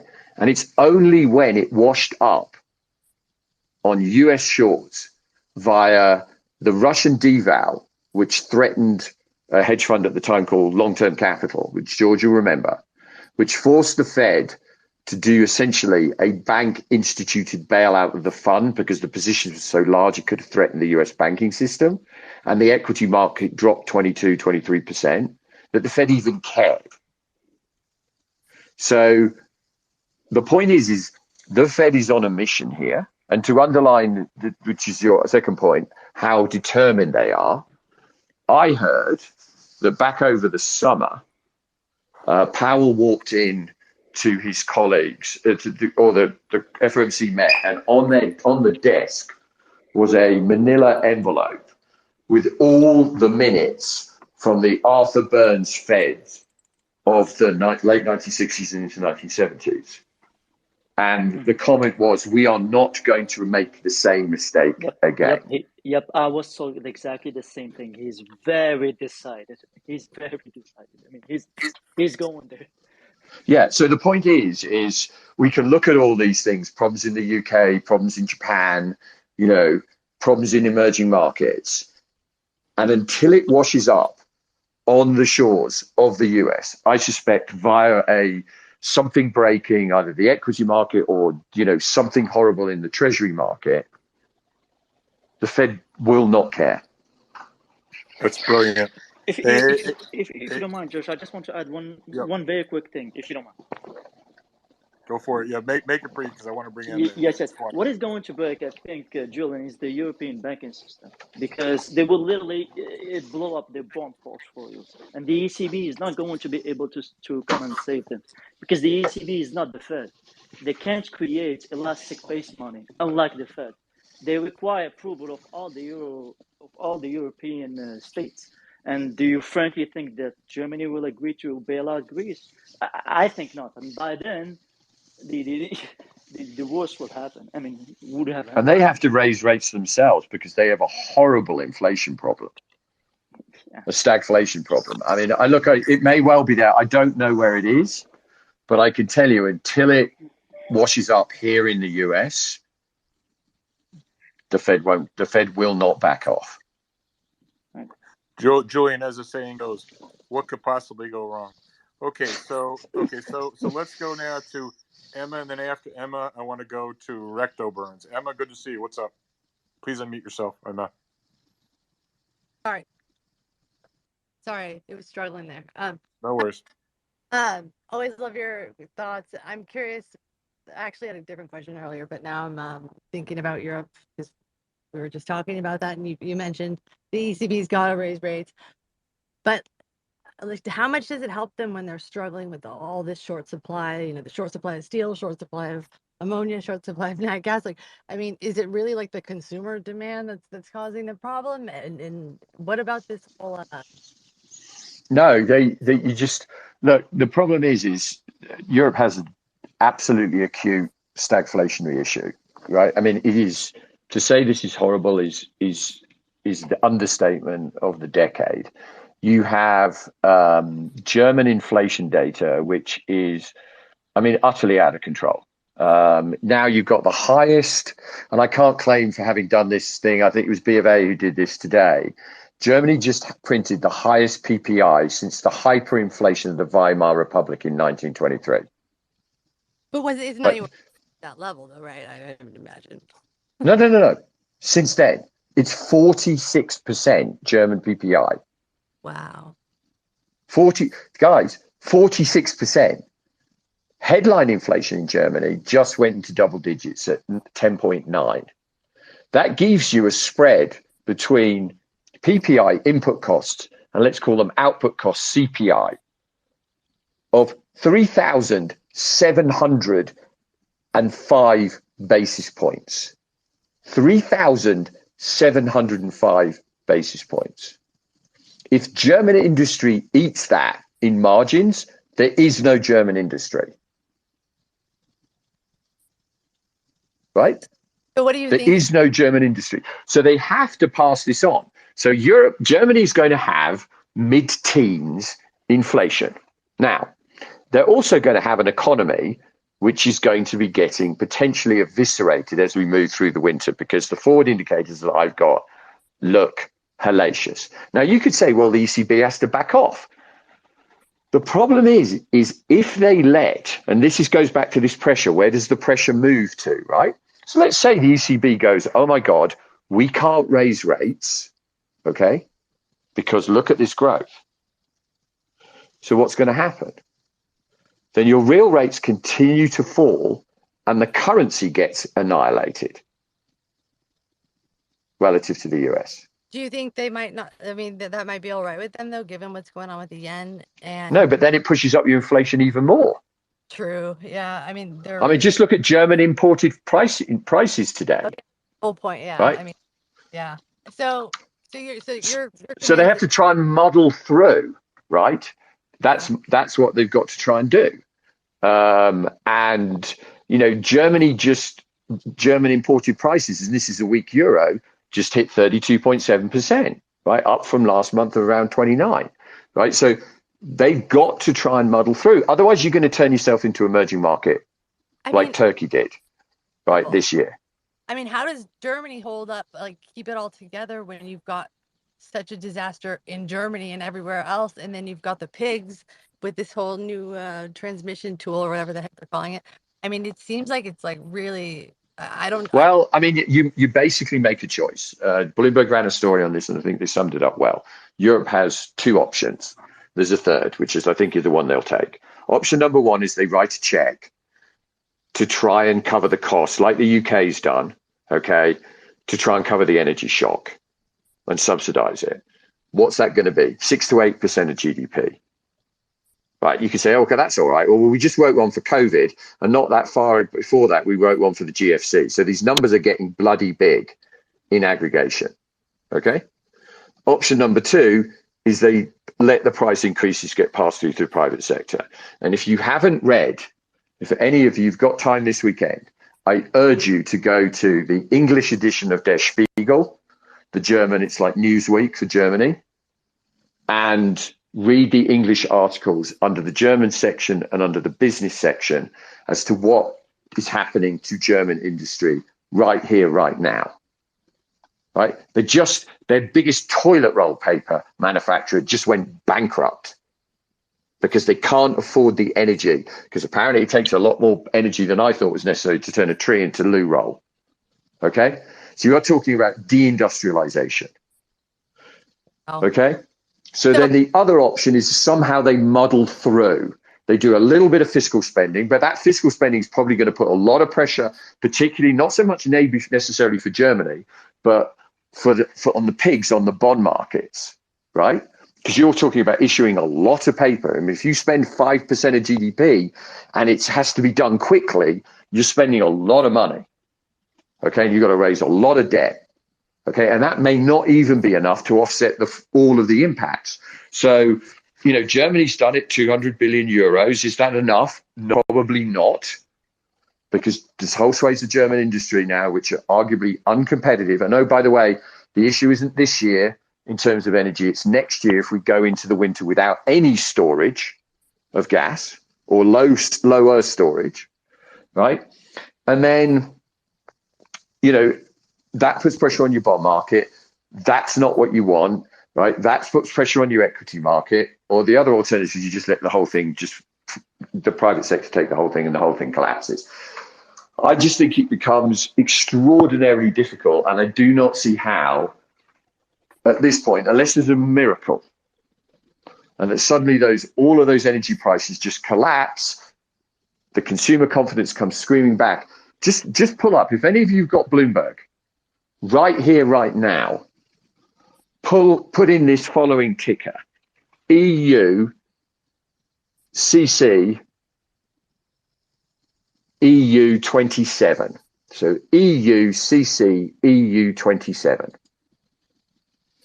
And take it back as far as you can go, which I think is 1990. Let's try a bit further. And this is European consumer confidence. You can get it to 85. It collapsed to, for those of you who haven't got access, it collapsed to minus 18% after the ERM crisis, which is when the European currency systems got blown up. In the GFC, it hit minus 20. In the sovereign crisis in 2012, it hit minus 20. In COVID, it hit minus 24. It is now currently basically minus 30. If you do not turn around this confidence metrics, you're done. I mean, this is why I said it's farcical. Yeah, go ahead. Because I mean, when they were literally about to just like empty some people's bank accounts, like in the 2012 blow up of the bank, I would have thought that would have been like, I mean, when you can't trust your own banking system, you're like, grandma is going to get her last, retirement savings taken away as they bail in banks. Yep. I thought like, it's just shocking that it's worse, even worse than that now. They do a good job trying to play it off like everything's good, but hear a lot about like we bought So the end. But anyway, that's great. Thanks so much, and always appreciate your thoughts. yeah. So No thanks worries. for that. Thanks for that. Hey, Julian, I'm going to put that up in the nest in 1 second. I got the chart. Let's go. Let's move on to Rectober, followed by Sarian. Rectober, the floor is yours. Please unmute yourself. Hey, George. Thank you so much for the opportunity to speak. I love these spaces. I'm calling here from Washington, D.C., in the nation's capital. And listen, all I want to say is, okay, so given the current environment, what can we expect? I mean, doesn't the U.S. look like the cleanest dirty shirt, to go back to Brent Johnson or Michael Cow's theory recently that it's what are you going to do? I mean, where do you go invest in the world? I mean, Europe looks awful. I mean, you go to Asia. So tell me, where else do you go? So back to prior speaker than Emma that mentioned, the market shouldn't be down 10% from now, and it's only down 3%. Couldn't you make the argument that, well, the U.S. relative to the rest of the world looks a lot more attractive? And I think, well, you can make the case that if I want to be invested anywhere in the world, I'd rather be invested in the U.S. and say, my family's originally from Chile. I'm managing a couple of different portfolios, and one of them it's in Chile. And right now, you can get about 10% on a savings account in Chile. So tell me, why would I go to equities when I can get about a 10% return on my investment in a savings account? So I guess that's my question. It's what other options do investors really have besides going to U.S. equities in the grand scheme of things? If you have to allocate money out somewhere, where do you go? Well, Um, go ahead, Joe. Go for it, Jordan. Go for it. no. I was going to try and hand it over to, we've got better equity guys in here. But here's what I would say, if I may, just to kick it off. At face value, I think you're correct, right? You're absolutely correct. The US looks like the best of a bad bunch. The problem is that we already put our money here. It's already here. We already own the US in size. If you go and look at the MSCI World against the ex the US, so the broad equity market, right? The MSCI index for global equities, taking out the US, and then you look at it against the US. The US is currently, having come off a high, it was 5 standard deviations away from the mean, right? For those of you who do maths, you'll know how infrequently that event should occur, and that was the highs in early 2022. It is now down to, just a mild 3.5 standard deviations from the mean. But that makes the US extraordinarily expensive. And we have never, since 1970, seen anything like this. Typically, actually, at cycle highs, bizarrely enough, the rest of the world got more expensive relative to the US.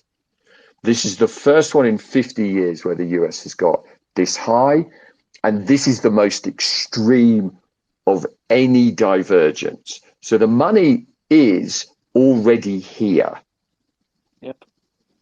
That's the problem. With the US dollar, Emma, your breakup, your microphone's not very good. If you could maybe exit and come back, Emma. So Julian, I was going to make the same exact answer as yours. It's already in the price. So the market's already taken on board, I think, a fair bit of what's being asked by the questioner. Thank you for the question, Rectober. Let's go to Sarian and then Gnostic. Sarian, please unmute yourself. George, thank you so much. This is Sarjan. Julian, love your work. You've mentioned a few times that you expect housing stocks to potentially halve from here. I was just reading an article on Bloomberg that the Morgan Stanley team expects housing prices by the end of 2022 to increase by 9%. and by 3% in 2023. Would love to get your thoughts on that. My models, they're dynamic, right? So, stuff can change because the inputs can change. But my best housing model is by mid 2023. So this is using modeling the Case-Shiller. So it's 20 cities, right? Minus 15%.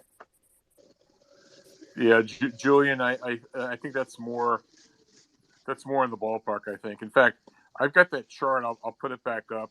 Julian, you're familiar with Stein's law, that which can't go on. Yeah. So this probably informs your charts, and it's a bass-backwards way of getting to the answer you provided.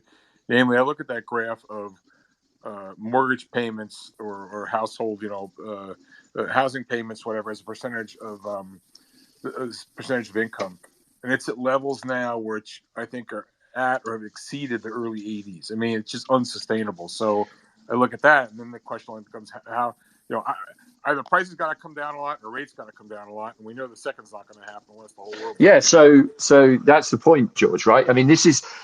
Look, guys, don't get me wrong. I'm not suggesting this is an 08 situation, right? I think most of the money that's going to get lost is going to come out of equity that people have built in houses since COVID. But you've driven affordability, to George's point, 2 points last seen in the 1980s. Okay, you have. How do you solve for that equation? Okay. How do you solve for that affordability equation? Either house prices need to come down a lot, not very good for the home builders who have a large stock of houses under construction. The highest number of houses under construction, by the way, since the 1970s, because they went on a massive building binge since COVID summer and boosted production 40 odd %. So house prices have to come down. Rates have to come down. I mean, maybe.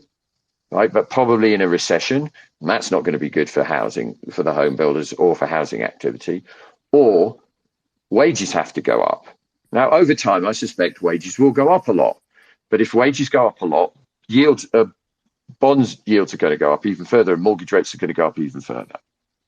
So I think what actually happens to the home builders is a combination of they get dinged on their the houses they've got in construction because they have to pay up a lot in relatively marginal places because costs have been very high.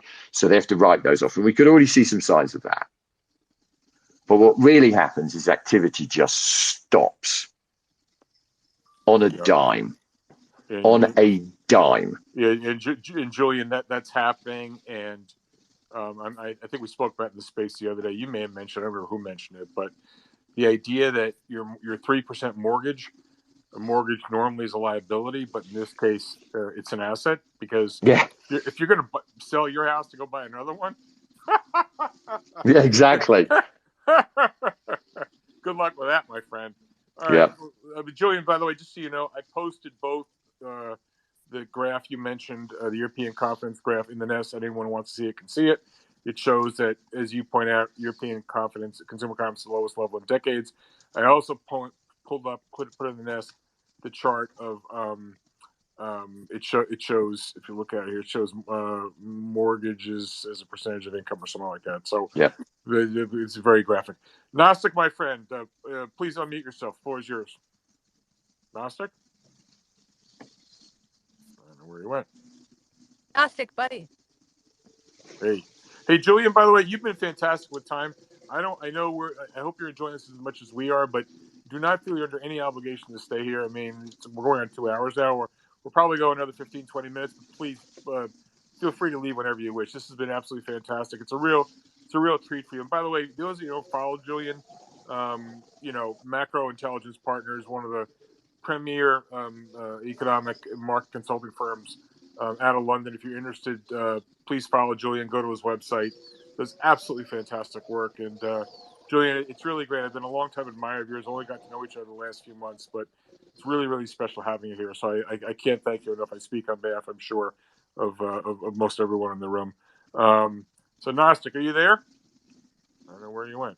Hey, Julian, one question maybe you could answer. Another point you raised, really, really insightful. It's been on my mind, but I've never thought to ask it until I saw your feed the other day.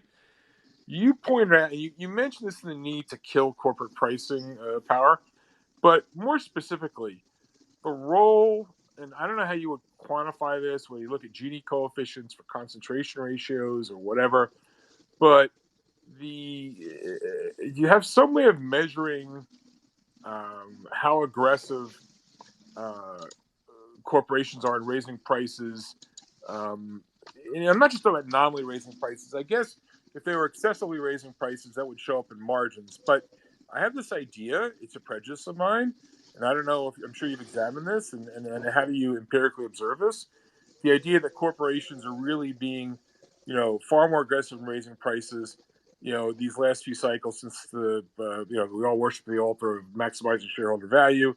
I just have this feeling that because of increasing concentration, that and the need to maximize shareholder value, that goes some way towards explaining that they're actually doing this. Now, A, is it true? And B, how do you observe that? How do you validate or refute that assertion? So, generally, if you look at a share of GDP, George, corporate share of GDP since the late 80s, sort of Thatcher Reaganomics, having been stable basically for the preceding 40 years at under 2.5% of GDP, has essentially doubled to around 5 and change. Okay, steadily wound its way higher. At the same time, the employee compensation as a percentage of GDP was pretty much stable in the 70s and 80s at around, I think, maybe it's 30%. I don't know where the decimal is, but let's put it on a ratio of, say, 0.38, and has now fallen to 0.34. But it's literally, if you put them on a chart, it's a mirror image. So we've shifted power to the corporations. We all know what the factors were: globalization, all of those sorts of things, automation, all of those sorts of things. Some shift is coming back. We've seen generally since 2010, and particularly since COVID, a slight bump up in employees' share of GDP, but not massive. And I think the reason why the corporations have got away with pushing through prices is in part because, unlike Europe, we gave the economy a massive stimulus. So what we enabled people to do was to pay the higher prices. So as those cost pushes came through into the corporate sector, they were faced, one of them being labor, they were faced with a potential dire margin impact, right? It would have absolutely crushed US margins. I mean, I've got some models where these things just drop through the floor on the basis of where costs are. But they've managed to avoid that because the aggregate demand was there, right? And because the aggregate demand was there, courtesy of the stimulus, they could push through those price increases. And I think that those price increases is largely why, despite the fact that energy costs have come off, we've still got sticky inflation. And I do put it in many respects, and I'm not, it's not right across the whole corporate sector, because clearly mum and pop don't have that pricing power. And there's certain sectors, for example, we've just seen Target and Walmart don't have those pricing powers.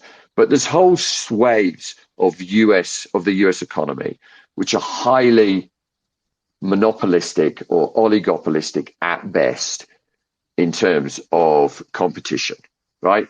The classic that I always cite is we have the shittiest, slowest internet in any G7 country, and it's the most expensive, because if you live outside a major city, and even if you live in a major city, you'll be lucky if you get 2 competitors, but certainly outside you've got none. And yet they'll stand up and they'll claim to the Federal Communications people that, oh no, this is a massively competitive market, and look, we've got 25%, we've got 25%, we've got 25%, but they never cross over like a Venn diagram, right? They're just completely separate entities. So we get screwed in this country because we do not have price. We do not have very competitive markets. Biden was bitching about it with beef slaughterhouses, right? Why is all the money going off to the beef slaughterhouses and not off to the farmers? Well, because we've got like 2 companies that do it. So they managed to push through these sticky pricing. And that's why I've argued, George, that I'm afraid that what you may have to do is you have to take on the corporate sector. The most obvious way that you do it, at least the Fed ends up doing it, is you just drive aggregate demand so low that they don't, that you break their margins. All right, so Julian, I really wish we were sitting having a bottle of wine because I'm going to up the ante on you. So let's have a little thought experiment here.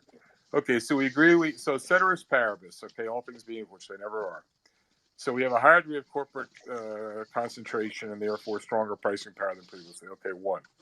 Strike 2. If we look at energy, the great reserve margin, excess production capacity around the world, that's all disappeared because of massive underinvestment. So that oil pricing pressure does not. Energy usually falls significantly in a downturn. Not happening this time, or not Right. less likely to happen because of the pricing powers being regained by OPEC. And then thirdly, the fact that the labor is in such short supply.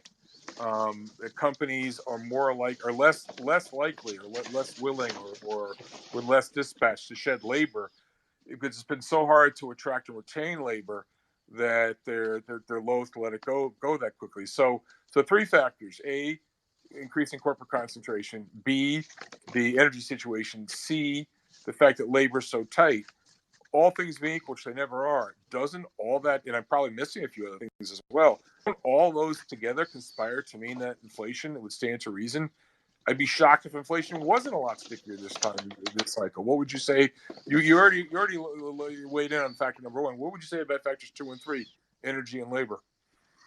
Yeah, I totally concur. I mean, I think, look, eventually, George, labor is going to be replaced by some nice, shiny little machine, right? Problem is, at the moment, you can't get the shiny machine.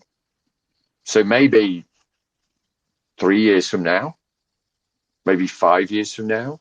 I mean, we're looking at all these chip fabrication facilities going in, right? And how long that takes for them to go in, right? But they're decade investments. So the answer is, yeah, I totally agree with you. I think we're in a quite sticky environment. Corporations have pricing power. Most corporations have pricing, or some corporations, certain sectors have, right? As I said, you've seen some that don't. But this is the nature. It goes back to your stock picking argument. In an inflationary environment, the world starts to look very, very different between those companies with pricing power and those without. And Julian, you know what's so hilarious about this? Think back for how many months, for how long were we told it's transitory? It's transitory, all right? And Right. I mean, nothing could be further from the truth. I mean, it's stupendous. All right, let's move along quickly. A few more questions. I want to wrap this room up. Gnostic, are you there? Are you hiding on me? Gnostic, unmute yourself. He's hiding. All right. Let's go to Frank Argy. Frank, please unmute. I've always been a guy who's always not really thought a whole lot about the concept of crowding out with the government bonds, pushing out private sector. This week I saw a Toronto Dominion junior sub deal get done at 8 1/8 coupon. That's a TD Bank. It's one of the best banks in Canada. Having to print an 8 1/8 coupon to finance, it was $1.7 billion or $1.75 billion. Granted, a big deal, but that's kind of staggering to me. And it seems to me that it speaks to the creep that we're seeing in the credit markets, where even the best institutions are getting really squeezed here. And I'd like to look at the preferred level of the capital structure, particularly for the banks, where you can look at now even the best banks in the United States are trading at like 7.5% yields. That speaks to me. And I'd just like to get your thoughts on where that's heading, whether that's a episodic, or is that more symptomatic of something bigger?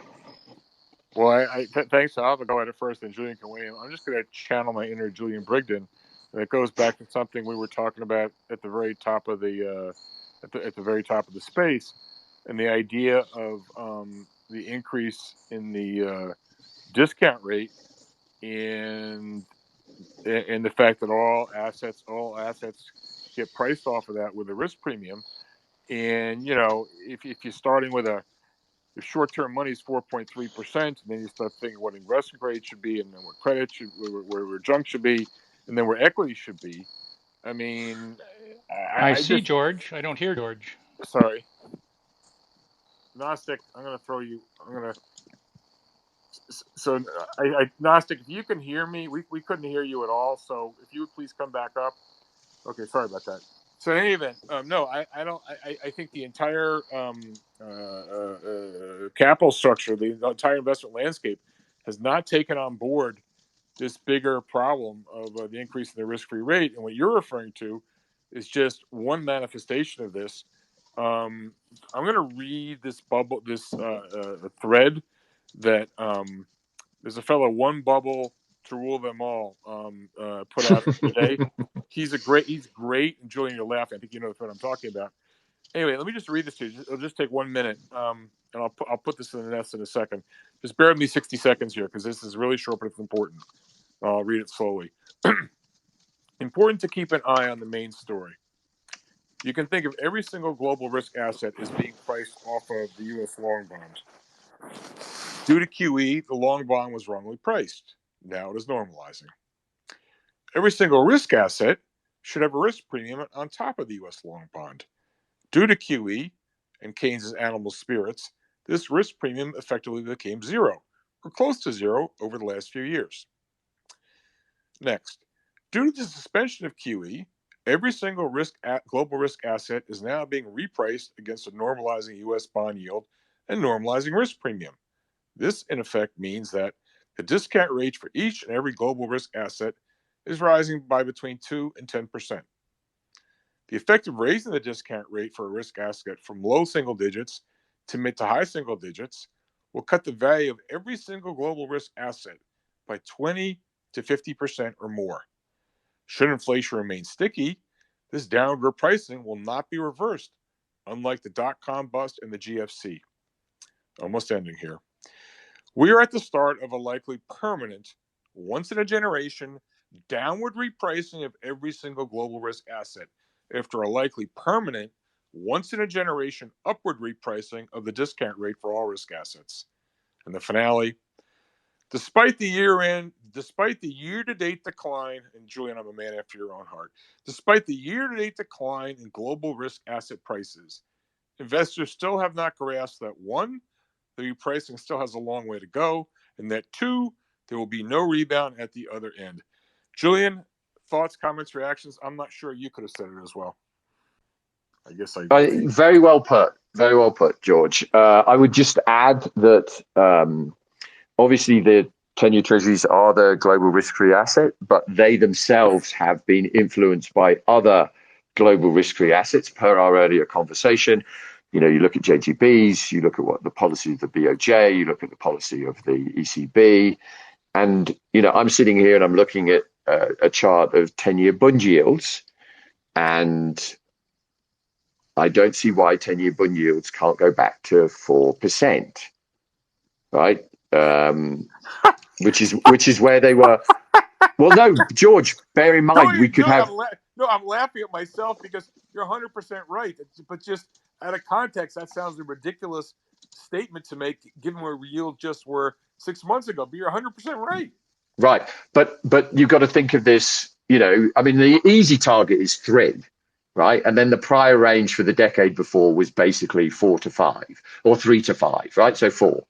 But the point is we do have 15% inflation in Germany, or we will probably have 15% inflation. We have the highest PPI prices since the Weimar Republic. So 4 doesn't seem to be an outlandish degree of protection that you should ask for as an investor. But I'm just telling you now that if you reprice bunds to 4, so 180 basis points higher than here, then 10-year treasuries ain't done. Hey, Julian, where's the Austrian 100-year bond go? Asking for a friend. I mean, 50 cents on the dollar. Oh my Lord! All right, so Gnostics, we couldn't hear you before. Gnostic, can you hear us? Can you speak up, please, Gnostic? Hey there. Sorry, my daughter was in a panic for a little His bit. daughter's, I think. Thanks, Emma. She's in a panic. She's along the Austrian 100-year zero. What did you say? Oh What'd yeah, you say? I was giving her lessons, Not and she picked up the Austrian 100-year bond, and now she's all in a flap, and panic set in. Trying to explain to her that we all make mistakes. I can point out a few people in here that have made mistakes, including myself. Yeah. Problem is here, kids never really believe half the stuff you say anyway. So anyway, I apologize for not being there. There was the guy that was talking about, where do you go for safety? And I think that's why we're all here is, where do you find safety? But a lot of people around the world went to the American dollar, they went to bonds, they went to the market, they went to everything else. And that's just distorted everything. Because America, my usual comment is, it's the prettiest pig in the pigsty.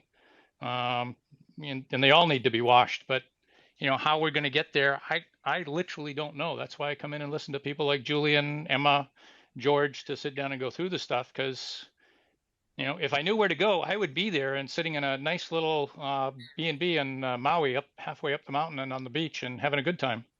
But because there's no sense trying to do anything, and the retreat to cash. I mean, the number of people I know that have common sense of one sort or another are all sitting on piles of cash, and their biggest problem is not investing. Well, Gnostic, you and I've talked about this a lot in the past. I mean, what people have a hard time getting their arms around sometimes is that holding cash as an offensive asset allocation decision. You're holding the cash. It's holding the cash that's making you the money. And most people at first would say, "What are you talking about?" Well, first of all, cash is 4.3% now. But beyond that, holding the cash is the only way you get to have the buying power when there's death and destruction in the streets. And I know it's hard when everyone's having a good party and FOMO sets in, and it's all happened to all of us. It's like, fear of missing out. But when the mo goes the other way, cash is the only thing that gives you the wherewithal to be buying when there's blood in the streets. Furthermore, for those of you that are only concerned about financial capital, I'll remind you, there's a much more important type of capital. It's mental capital. And you need to preserve mental capital more than anything. And so what I would tell everybody, if you're not crazy enough, if you don't want to go short, whatever, that's fine. Leave it to the pros. I'm crazy enough or stupid enough to do it. Just hold cash. Just sell to the point of sleep. I think it was Jesse Livermore, the Rothschilds, whatever. And you know what? Raise cash and see how it feels. You may decide after a few days, oh my God, look at it, I just missed all these losses. Oh, this is good.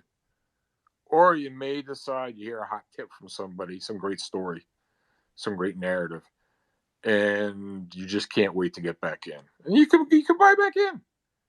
But as a thought, but what you don't do, I plead with everybody, do not listen to your financial advisor.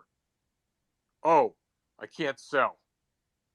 Oh, why can't you sell? Oh, stocks for the long term. That hysterical professor from Wharton, Jeremy Siegel, tells me I'll make 9% a year forever, no matter what. Doesn't really matter whether I buy, at the peak in 2000 or at the peak in 2021, or I buy at the bottom in 2009. But stocks for the long term, they only go up. Or, gee, if I sell, I got to pay taxes. Well, I'm not so sure paying taxes is a problem for a lot of people anymore. Or the one I like, or gee, if I sell, then I have to figure out when to get back in. Or my favorite one is, if I sell, it's going to upset my asset allocation decision. Do not listen to your financial advisor. Do not. They are reading you from their script. They got you on autopilot. They're charging. They got you in a 60-40 thing or dollar cost averaging, whatever it is. They're making their 50, 100 basis points for doing nothing. Nothing. Correct. Couldn't agree more with you, George. And the one I love personally, given the space that I occupy, is you can't time getting back in. You can't time the market. There is a whole industry that is designed to time the market. Doesn't 100%. always do it brilliantly, but is pretty damn good at what it does. And that's what, people like myself try and do. We're not going to catch the bottom. We're not always going to catch the top. But our whole job is to try and time the market. And Well, Mike, sorry. Go ahead. Just as a point of humor, both of the brokers that I use and the wealth management guy refuse to call me with any, they just will not enter any of those topics anymore. They just end up too depressed afterwards. And I would love at some point just to get them into a conversation in here and go, here's my advisor here. George, talk to these people. Gnostic, I don't know if you were in the room really when I discussed this the other day, but I was in a room. There's a room everyone should go to.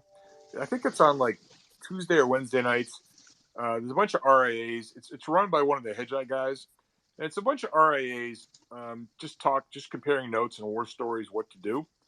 And it's kind of interesting. They're all kind of stuck. It's like they're all on the Titanic. Some of them realize it, some of them don't.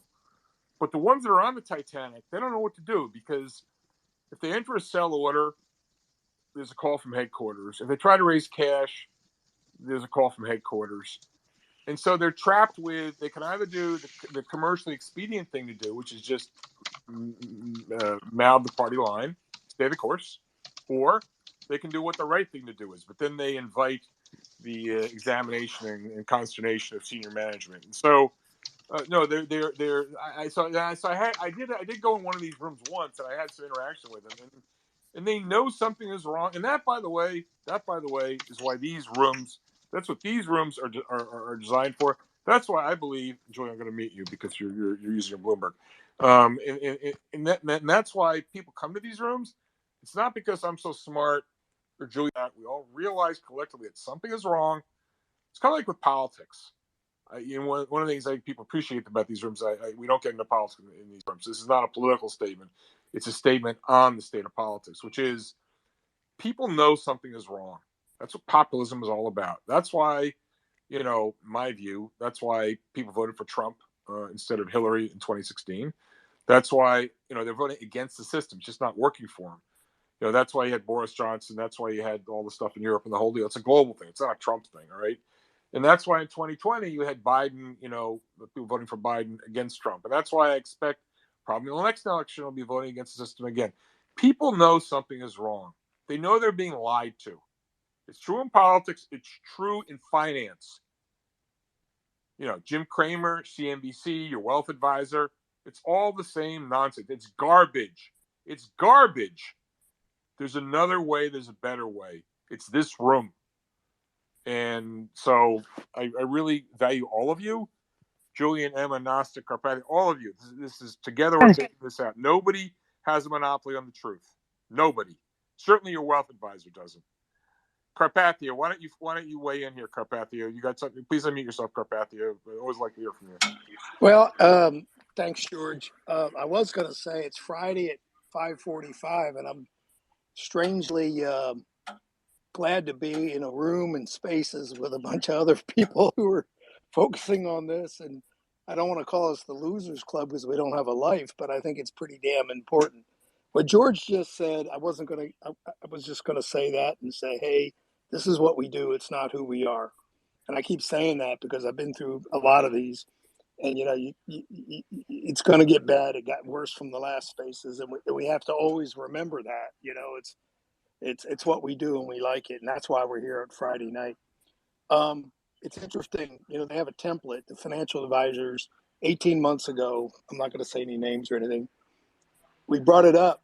I said, hey, your algorithm if we put down these things when you answer the questions for the account, and they had this template for 60-year-olds and 70-year-olds and 50-year-olds, and we were like, hey, you're dinging us because bonds are at 0%. That's the riskiest asset on the planet. I think Julian or somebody was saying earlier, they're down 200 basis points, some of these crazy things.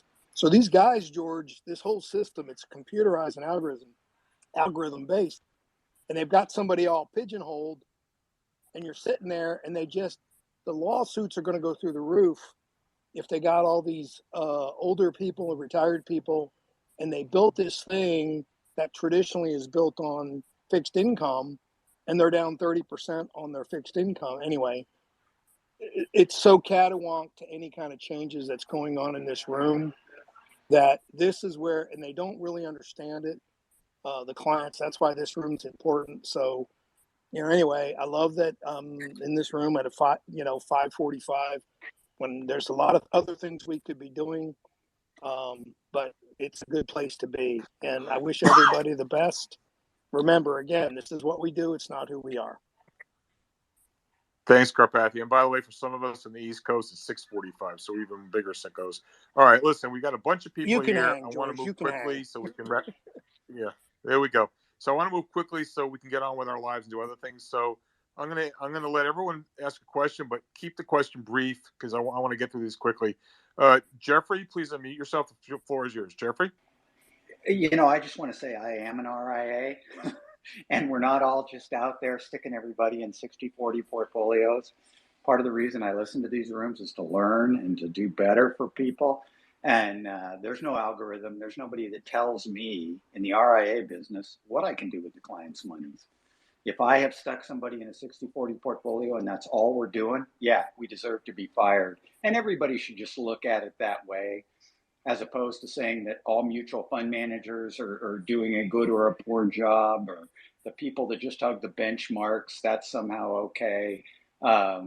There's a differentiation in every profession, in every business. And if you have someone that hasn't made moves this year, I would say if your portfolio is the same today as you started the year, and whoever your advisor is hasn't recommended anything or done anything, yeah, you ought to fire them. And you ought to look for somebody else that will try to not only get better themselves, but represent you properly, just like you would do with an attorney or an accountant or anybody else.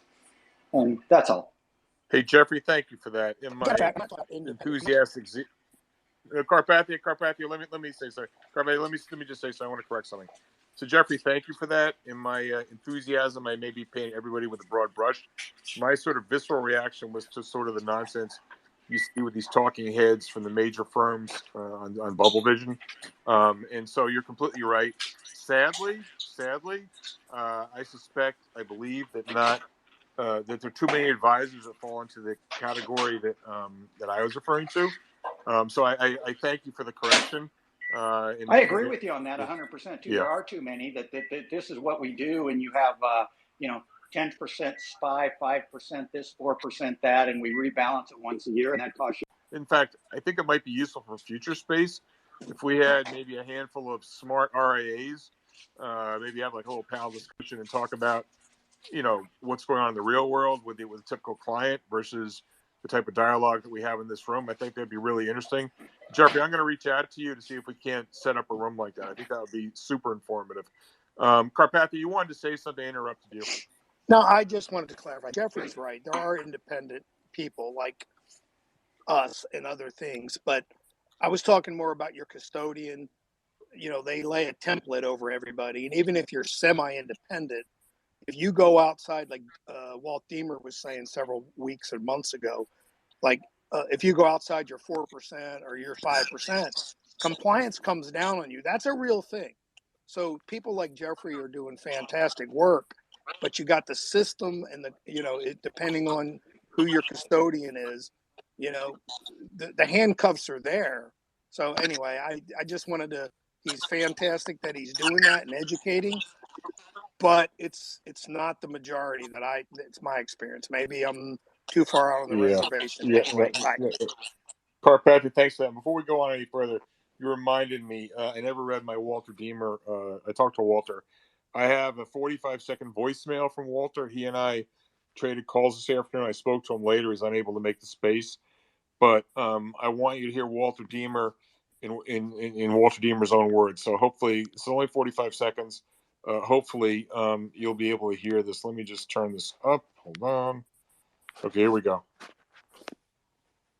Oops, hold on. Hi, George. Walter. Thanks for thinking of me. I'm sorry. I'd love to do it, but I've got a commitment this late this afternoon that I can't get out of. I only got one thing to say anyway. I never saw so goddamn many people trying to jump aboard a new bull market the first 2 days of this week than I saw the first 2 days of this week. You and I know bull markets are born out of disbelief, not the rapid acceptance. So, you know, people want to call breadth thrust 2 days into it. That's not the way it works. In the past, when you get a real genuine breadth thrust, people say, well, this time it's not going to work. Things are different. So that's the only thing I had to say. Have a good time. Thanks for thinking of me, my friend. So I spoke to Walter later, and he elaborated on that a little bit. And he's like, yeah, he talks about some of the great rallies that occurred. He'd be like, you get a proper breadth thrust. You think it's not going to work. It comes in, it corrects. It's not going to work. Then it goes. This is the world according to CNBC and FinTwit and all these, the guys with their $99 a month Discord rooms and they're looking at Fibonacci and they can't pronounce it. No, it doesn't work that way. So, as Walter said, that was the only thing he wanted to say. So let's keep moving here. But Gnostic, you wanted to follow up quickly, please? Yep, I wanted. Yep, I wanted to say to Jeffrey, thank you. Believe me, much appreciated what you said, and much appreciated for what you're doing for your clients on an independent basis. For me, I keep getting hit by compliance on a regular basis who come in and say, you can't do this, you can't do that, all sorts of stuff. And every time they do it, oddly enough, I end up showing up in their office, which apparently the clients are not supposed to do, having a discussion with them. And one of them actually threatened to call the local regulator. And while they were threatening, I just looked at them and said, fine. I called him on his private cell phone and said, do you want to come downstairs, have a chat with us? So he came down and sat down with the compliance person and asked him what the complaints were, what was going on, what was happening. The compliance person is now starting to break a sweat. The lead trader comes walking in and goes, oh God, don't tell me you hit Gnostic with a can't do. Said yes. Looked at the head of the regulator, shook his hand and said, hi, we'll take care of this. Thank you very much. If you have anything to say, would you like to have a drink after work? Said yes. Off they go. They turned to me and say, are you coming to join us? Yep. Looked at the compliance person and said, would you dare to come? You're more than welcome, but we will be talking off the record. And the compliance person it looked like he was just going to lay an egg right there. They're just not used to somebody standing up to them. So I understand the pressures that the brokers go through, both with compliance and with the management and all the rest of the stuff. It's just huge to get these people to sit down and do it. From the client's perspective, I mean, I can't tell you the number of people I hear that get recommended into stupid things, and the brokerage industry as a recommended broker has basically been replaced by wealth management, and wealth management people follow these templates, and it's just it becomes next to impossible to sit down and do stuff. As I said earlier, the brokers that we deal with have all changed, and the funny thing is, the really hilarious thing is, we end up being my investment associates and myself end up getting brought into some of these calls. We're not licensed. We can't make presentations to your clients. And they said, yes, but I just want to introduce them to you and you can talk off channel.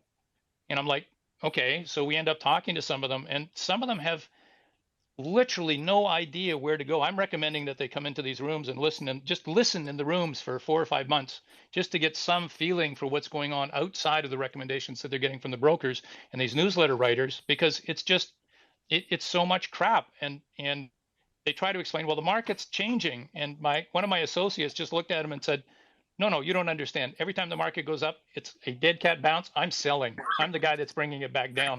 I hit the sell button every time. In fact, it's gotten to the point I phone my broker and say sell, and he's already on the sell button. Gnostic, that's unbelievable. By the way, I've been triggered now. I would like any and all RIAs or wealth advisors who were in this space, please reach out to me via DM. I want to do a space where it's going to be RIAs and DMs, focusing on the challenges and the opportunities faced. And I think it'd be really insightful and helpful to juxtapose what goes on in these rooms and to enable us to versus what's going on in the world of RIAs and wealth management. And we could sort of, try to bridge the gap. So, Jeffrey, if you would, I'd be honored. It'd be great if you would be part of that, if not lead it. And Carpathia and anyone else who's an RIA or wealth advisor, please reach out to me via DM. I think this will be something new and unprecedented. And I think it would really, really help a lot of people. Hopefully, a lot of RIAs or wealth advisors would actually come to the room. I think you'd be doing a great service, Jeffrey and Carpathia, if you'd be part of that. Because again, we're just trying to. No one has a monopoly on the truth. We're just trying to figure it out, and we band together as a community, and we're all better for it. All right, let's move on here. I want to go to Macro Jedi, and then Sam. Oh, Macro Jedi, please unmute yourself. Hey guys, I just wanted to pivot back to the housing market real quick. This is kind of an important area of focus for me. One of the things I've been thinking about lately is taking a step back and thinking about what the Fed actually wants. Would they prefer a yield curve that is deeply inverted, or would they prefer more of a bear steepener kind of situation? When I look at what Waller said this week on the housing market, anybody that wants to know what's going on in the housing market needs to read that. The Fed is flat out saying that they are totally fine with an extreme sharp decline in home prices because home equity levels are so high and lending standards have been so strong that it won't cause a large surge in foreclosures. So if the Fed is trying to fight inflation aggressively, which they are, they're clearly targeting the housing market and trying to bring shelter down. So under that backdrop, I think that if they're going to target a bear steepener kind of scenario, they would keep doing exactly what they're doing, which is, allowing the dollar to keep ripping, which in turn forces those central banks, foreign central banks, to have to start dumping treasuries, which lifts, long end bonds higher. My question for Julian was, what other kinds of scenarios would you see, or would you expect if the Fed wanted to sort of orchestrate that kind of bear steepener? How else could they do it other than doing what they're doing now, and which in turn would drive up mortgage rates even higher? I mean, I don't think people really understand what is happening in the housing market right now. I am frequently seeing houses selling for 20 to 30% below their where their prices were 5 to 6 months ago. If I look at mortgage rates today, the national average is around came in at one mortgage daily of 7.12%. Most of the major housing markets I saw today are selling at mortgage rates are coming in at 7 5/8. So we're coming in towards 8 really hot. And I'm just trying to get a handle on this bear steepener idea. Yeah. So let's go quickly on this one, Julian. I'd like to get quickly through a few more questions and then close the room. So, Julian, how about it? Yeah. Here's the thing. I mean, the curve action. Firstly, to clarify, bear steepener is when the long end sells off more than the short end. We've actually not been in that. We've been in a bear flattener, where the front end, they've been losing rates very aggressively, and the long end and the front end rates have risen more aggressively. You typically will go into a steepener when you hit a recession, but actually the first move that you typically get is a bull steepener, where the 2-year yield goes, I know what you think you're going to do in rates, but by the way, we can see a bloody horrible recession coming in there, and their 2-year yields start to fall. We've been trying to do that over the last few days, a couple of weeks. It hasn't worked because of that very aggressive Fed speak. But the curve 230s are at very, very low levels. I mean, you've got to go back much further than here, another 10, 20 basis points, you're back into the late 70s and 80s. And maybe that's appropriate given oil shock to get anything more inverted than we are now. Do I think they're targeting the housing market? Absolutely. Do I think they think that because most of it's in equity, they can really ding it pretty hard and not cause something systemic? Absolutely. Right. Thanks for that, Julian. Great question. They're targeting asset prices broadly. It's funny listening to you. I just closed my eyes listening to you talk about the housing market. You could say the same thing about the equities market as well. So asset prices generally, they want to tighten financial conditions and cause a slowdown in the economy. All right, listen, a few more minutes. We're going to close this, but he's been going in and out. I don't know if it's the app or it's his daughter's calling, but we have the best strategist on the street. Cantro's with us. Cantro, good to see you. It was only yesterday. It was only a week ago. We're kind of back to where we were, despite what happened earlier Monday and Tuesday this week. So, Cantro, what are your updated thoughts, please? Please unmute yourself. Hey, George, and I only got 10 minutes, so I won't extend your room any longer than you want to keep it open. Not a whole lot's changed. I'm guessing a lot of people got trapped trying to go long, calling for a bear market rally here. Who knows? We'll see how that plays out.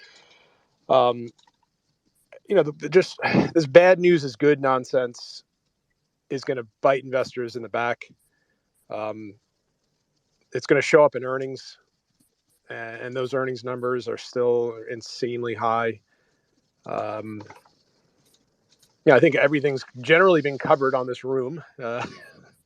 So updated thoughts, nothing's changed. That last week we saw the NBA purchase index fall below the COVID low. So talking about housing is worse now than COVID when the economy shut down in terms of activity, just giving you an idea. And we still have 6 more months of higher rates to digest before we see the low in any of the housing data. And that's only if we don't go into recession in the next 6 months and see unemployment rise.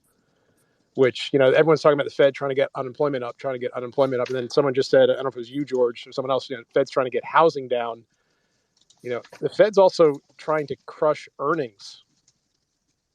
They'll never say that, but that's the only way you're going to get unemployment down or up.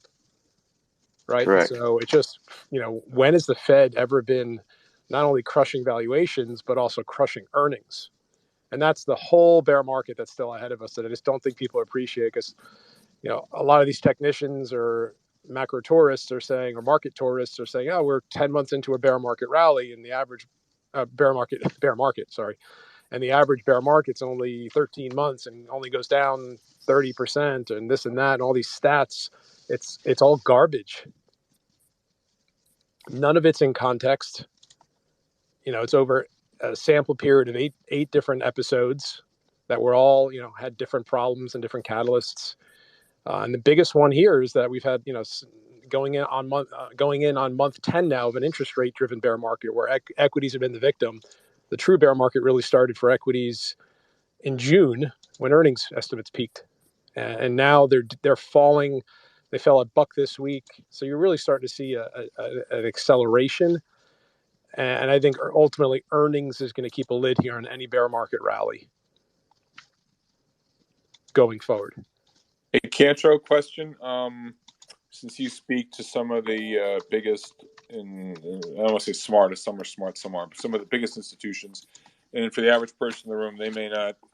It's a little bit alien for them. Oh, the big guys, the Wizard of Oz thing, they must be really smart. Could you just give us a little bit of feel for the types of questions you're getting, and more importantly, the change in tone, if any, that you're getting from clients? And what are your, again, they're all in the Federal Witness Protection Program, but yep. You probably have your wonderful country indicators. I'm not going to mention names, but what the wrong way Louis are saying and thinking, and what the smart guys are saying and thinking. Give us a little bit of color.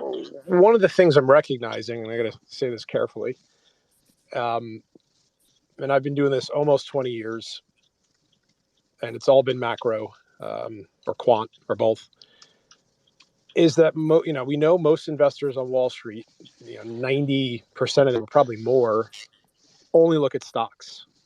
They kind of listen to the macro, they look at the macro when it's relevant, but when we're thinking of, we're talking about all these cycles, and I hear all these ridiculous reasons that people think, oh, is this the bottom? Is that the bottom? Is this the bottom? Is that the bottom?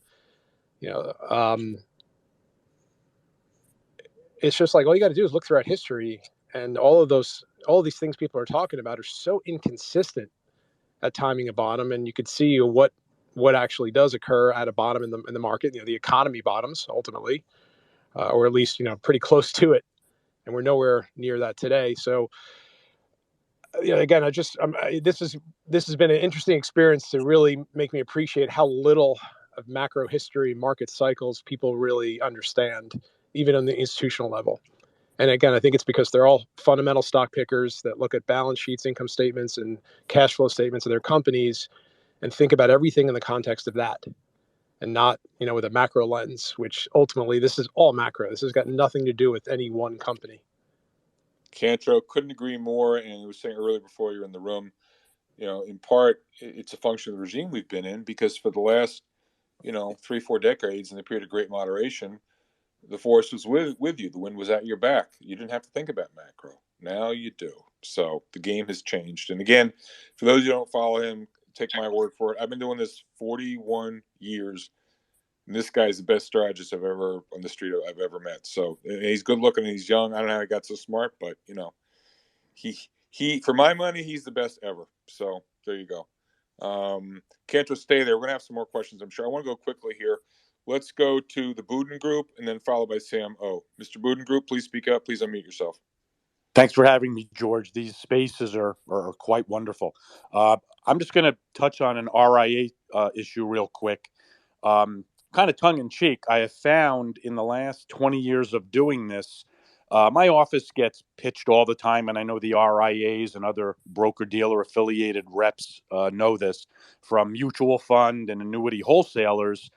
And an interesting contrary indicator is, you realize these guys are salesmen, and an interesting contrary indicator is these guys will come in and pitch new mutual funds, new structured products, and they're always doing it at the top of the market. And the best thing to do, and these guys will email me or call me, is just go the other way. And I think it's just an indication of what's been said before by some of your other RIA guests, that there's so much groupthink in our industry. Everybody's afraid to go out on that limb and be wrong, that all they do is repeat the same and regurgitate the same things all over and over again. All right, Buden Group. Yes. I'm signing you up. I'm putting you in. You're going to be part of the space we're going to do with RIAs and wealth advisors. All right. Looking forward to it. And I know we're pressed for time. I just wanted to thank you guys for really doing a great job. I appreciate that. And you're going to be in there with Jeffrey and Karpathy. We're going to get a good group together. We're going to do this. So love it. Really appreciate that. All right, let's go quickly here. Samo, you got a quickie? Otherwise, just keep it real brief. What's up, Samo? Yeah, real quick. Thank you. Big honor. Mr. Brigden, you mentioned something on a previous discussion about a fund or a method of investing which doesn't track an index. You mentioned CTA. For the information and symmetry in the room, retail here, could you expound on that just a little bit?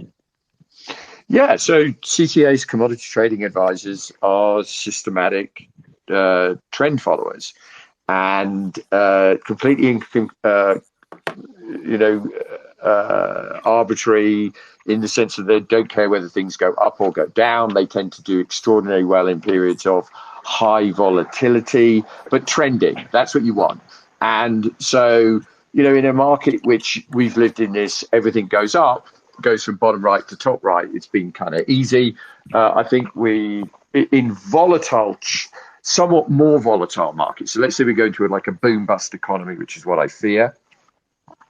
Then I think something like a CTA, and there's quite a few of them you can put your money into. I'm sure your advisors would be able to help you, but I think there's even an ETF now that's started up. They should generally do pretty well. Yeah. George, can I mention pretty one? much most things. No, I'm sorry. Listen. Normally I'd say yes, but I'm really trying to close this room. So it's basically just trend following. Thanks for the question, Sam. Please bring the question up again in another room. It's just I'm trying to close the room. I want to be respectful and get anybody in, but I really interested time. Like I've been doing this for 2 hours and 45 minutes now. I'm hungry. I want my dinner. Thank you. Thanks for that, Sam. Let's go to Ryan and then Aurelius. Ryan, you got a quick question? Yes, I do.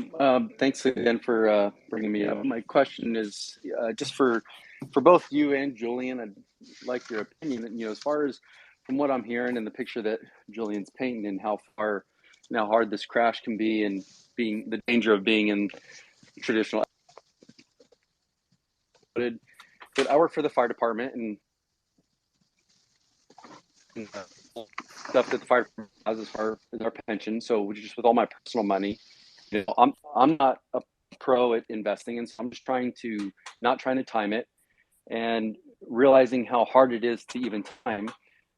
If I have no debt, nothing like that. It's just like, and I'm just picking an asset class like commodities or like physical gold and silver and stuff like that, that I'm just sitting in, and I don't care if it goes down in the meantime, because I'm not trying to time it. But to me, it's just, rather than sitting in all cash because I don't want to miss it. No, Is it Ryan, like Ryan, I'm like do 10-20% in cash? No, Ryan, don't do it because, I really would like for you to come back in another room. We can discuss your question more fully, but I just think this is a really dangerous environment, even for the professionals. And I appreciate where you're coming from. I just would strongly urge you not to do that. These are the trickiest of times, and you can't really be sure of anything. So I even think sitting in cash, that's where you guys are saying, like, yeah, there's the opportunity cost in all cash. I'd say sit in cash, or I agree with Julian about CTAs. I'll post it, but if you look at the gap between long short equity guys, hedge funds, I think on average, long short equity guys are down like over 10%. I saw the numbers just the other day, but the CTAs are up like 35%. They're just following trend. They don't have a belief system. They're just momentum guys. So the idea that it's like, oh, I like silver, or I like wheat, or I like gold, it'll come right in the end. Trust me, it doesn't work that way. Don't do it. Please come back. So then just my last quick question, which just quick answer would be, in light of that, if it really is that hard of a downturn, sitting in cash with just leaving it in the bank and whatnot, or the brokerage, wouldn't the possibility, if it's really that hard of a drawdown, that would cause liquidity issues even within banks and anything like that, to where there's just ones and zeros sitting on there. I'm the one who's owed just this digital debt. Like, isn't that to me risky, sitting there? And that can then all of a sudden listen. If we're talking to the end of the world, correlations go not to into one. the world, just like Cyprus, Ryan, please, okay. I would ask you to please come back to another space. I'm trying to close the room. All right. Okay. This is not something that can be resolved or fully explained in 60 seconds, and unfortunately, that's all the time that I have. Totally understand. Thanks for your question. All right, we're going to do Sarian with a quick follow-up, and then Aurelius will have the last question. Sarian, you have a quick follow-up? Yep, I just noticed that Tom Thornton was in the room, and I would love to get his thoughts on technicals, short-term technicals. Yes. Tommy's a very good friend. He's in the room all the time. So, I don't know, he's resting. He could be out with his family. I don't know. Don't worry. Come back to the next room. He'll be here. I love Tommy. He's a good friend. And unlike yours truly, he's half crazy. He's a very normal, well-adjusted person. So I always value Tommy's input. Like you, I'm a huge fan. And for those of you who follow him, Hedge Fund Telemetry, Tom Thornton, he's in the third row, the good-looking guy, second from the right. Julian can also vouch for him. He runs a great service, tremendous value for money. I urge everyone to contact Tommy, follow him. He'll give you a free trial as well, I'm sure, if you want to inquire about his service. All right, the last question of the day goes to Aurelius. Aurelius, please unmute yourself. The floor is yours. Hey, what's going on? So, the market, rallies on bad economic indications. It falls whenever we get positive economic data, for example, with the unemployment coming in lower than expected. Do you think there's any odds that the market rallies in October if earnings are bad or worse than expected? I'm going to defer to Cantro, because what you're basically asking is, can we get to a point where bad news is good news? We get to a point where bad news is bad news. Cantro, take it away. Well, I think it's important. The market, what the market's rallying on is bad macro news, right? The Fed doesn't give a shit about AMD's earnings or anybody's earnings individually. So, I don't think you're going to see stocks miss, guide down, and go up. Nor do I think the Fed get. I know it's like at face value, it's like a dumb question, but it just seems like to me, if the companies have worse earnings, it's an indication that things will slow down or are slowing down or whatever. Yeah, but you're seeing that in the That's why I asked. You're already seeing that in the macro data, and it's the macro data that markets rallied on. Again, think how stupid this is. The ISM fell to 47, a news cycle low, and it's going to fall into the low 30s before this is all said and done over the next 12 months. That's a leading indicator of everything, everything we're talking about, earnings, employment, et cetera. So the market's kind of rallying into, again, the Fed's going to stop at some point. Just a really important point. Everything the Fed has done this year outside of housing has not even showed up in earnings or anything else. It's all going to happen and hit next year. So I think, yes, if we get more worse macro news, especially in the labor market, the market will go down and vice versa. But like we saw this week, that could turn on a dime, and it's not an investment strategy. It's speculating. And with the problems going on around the world, as the world deteriorates further and further and further, more and more things are going to become likely to break. Again, none of us know what's going to break, but when we think about probabilities, the worse things get, the higher those odds become. Real simple. And everything that leads, all the data we're talking about, change in the Fed funds rate, change in mortgage rates, these things are still at peak levels. So to talk about anything more than some noise off of bad news is, again, that's pure speculation. It's certainly not something I deal with. Thanks, Cantro. All right, thank you. Yeah, Julian, I cannot thank you enough. I'm guessing you've enjoyed yourself. Otherwise, you're a glutton for punishment. This has been a fantastic room. It's been a fantastic room. I hope you learn from these rooms as well. I get to hear some really smart questions. Please consider coming back. Cantro, Emma, Carpathia, everybody. This has been tremendous. We soldier on. It's not getting any easier. We definitely are going to do a room for RIAs and wealth managers because I'm really curious to hear their perspectives of what it's like dealing with the investing public generally. I think I have an idea, but I've had some very interesting DMs from people. I've learned quite a lot. And so I think it'd be a fantastic room to have.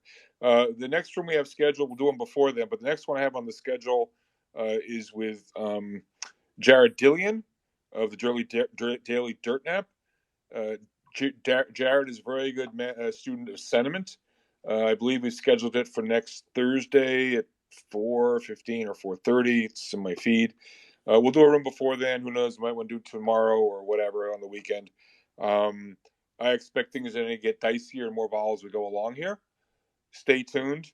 Julian won't be far away, neither will Cantro, and all the other smart cookies we have coming in this room. So I want to thank each and every one of you. This has been fantastic. Stay safe, enjoy the weekend, and see you soon. Take care, everyone. Good night. Thanks, George.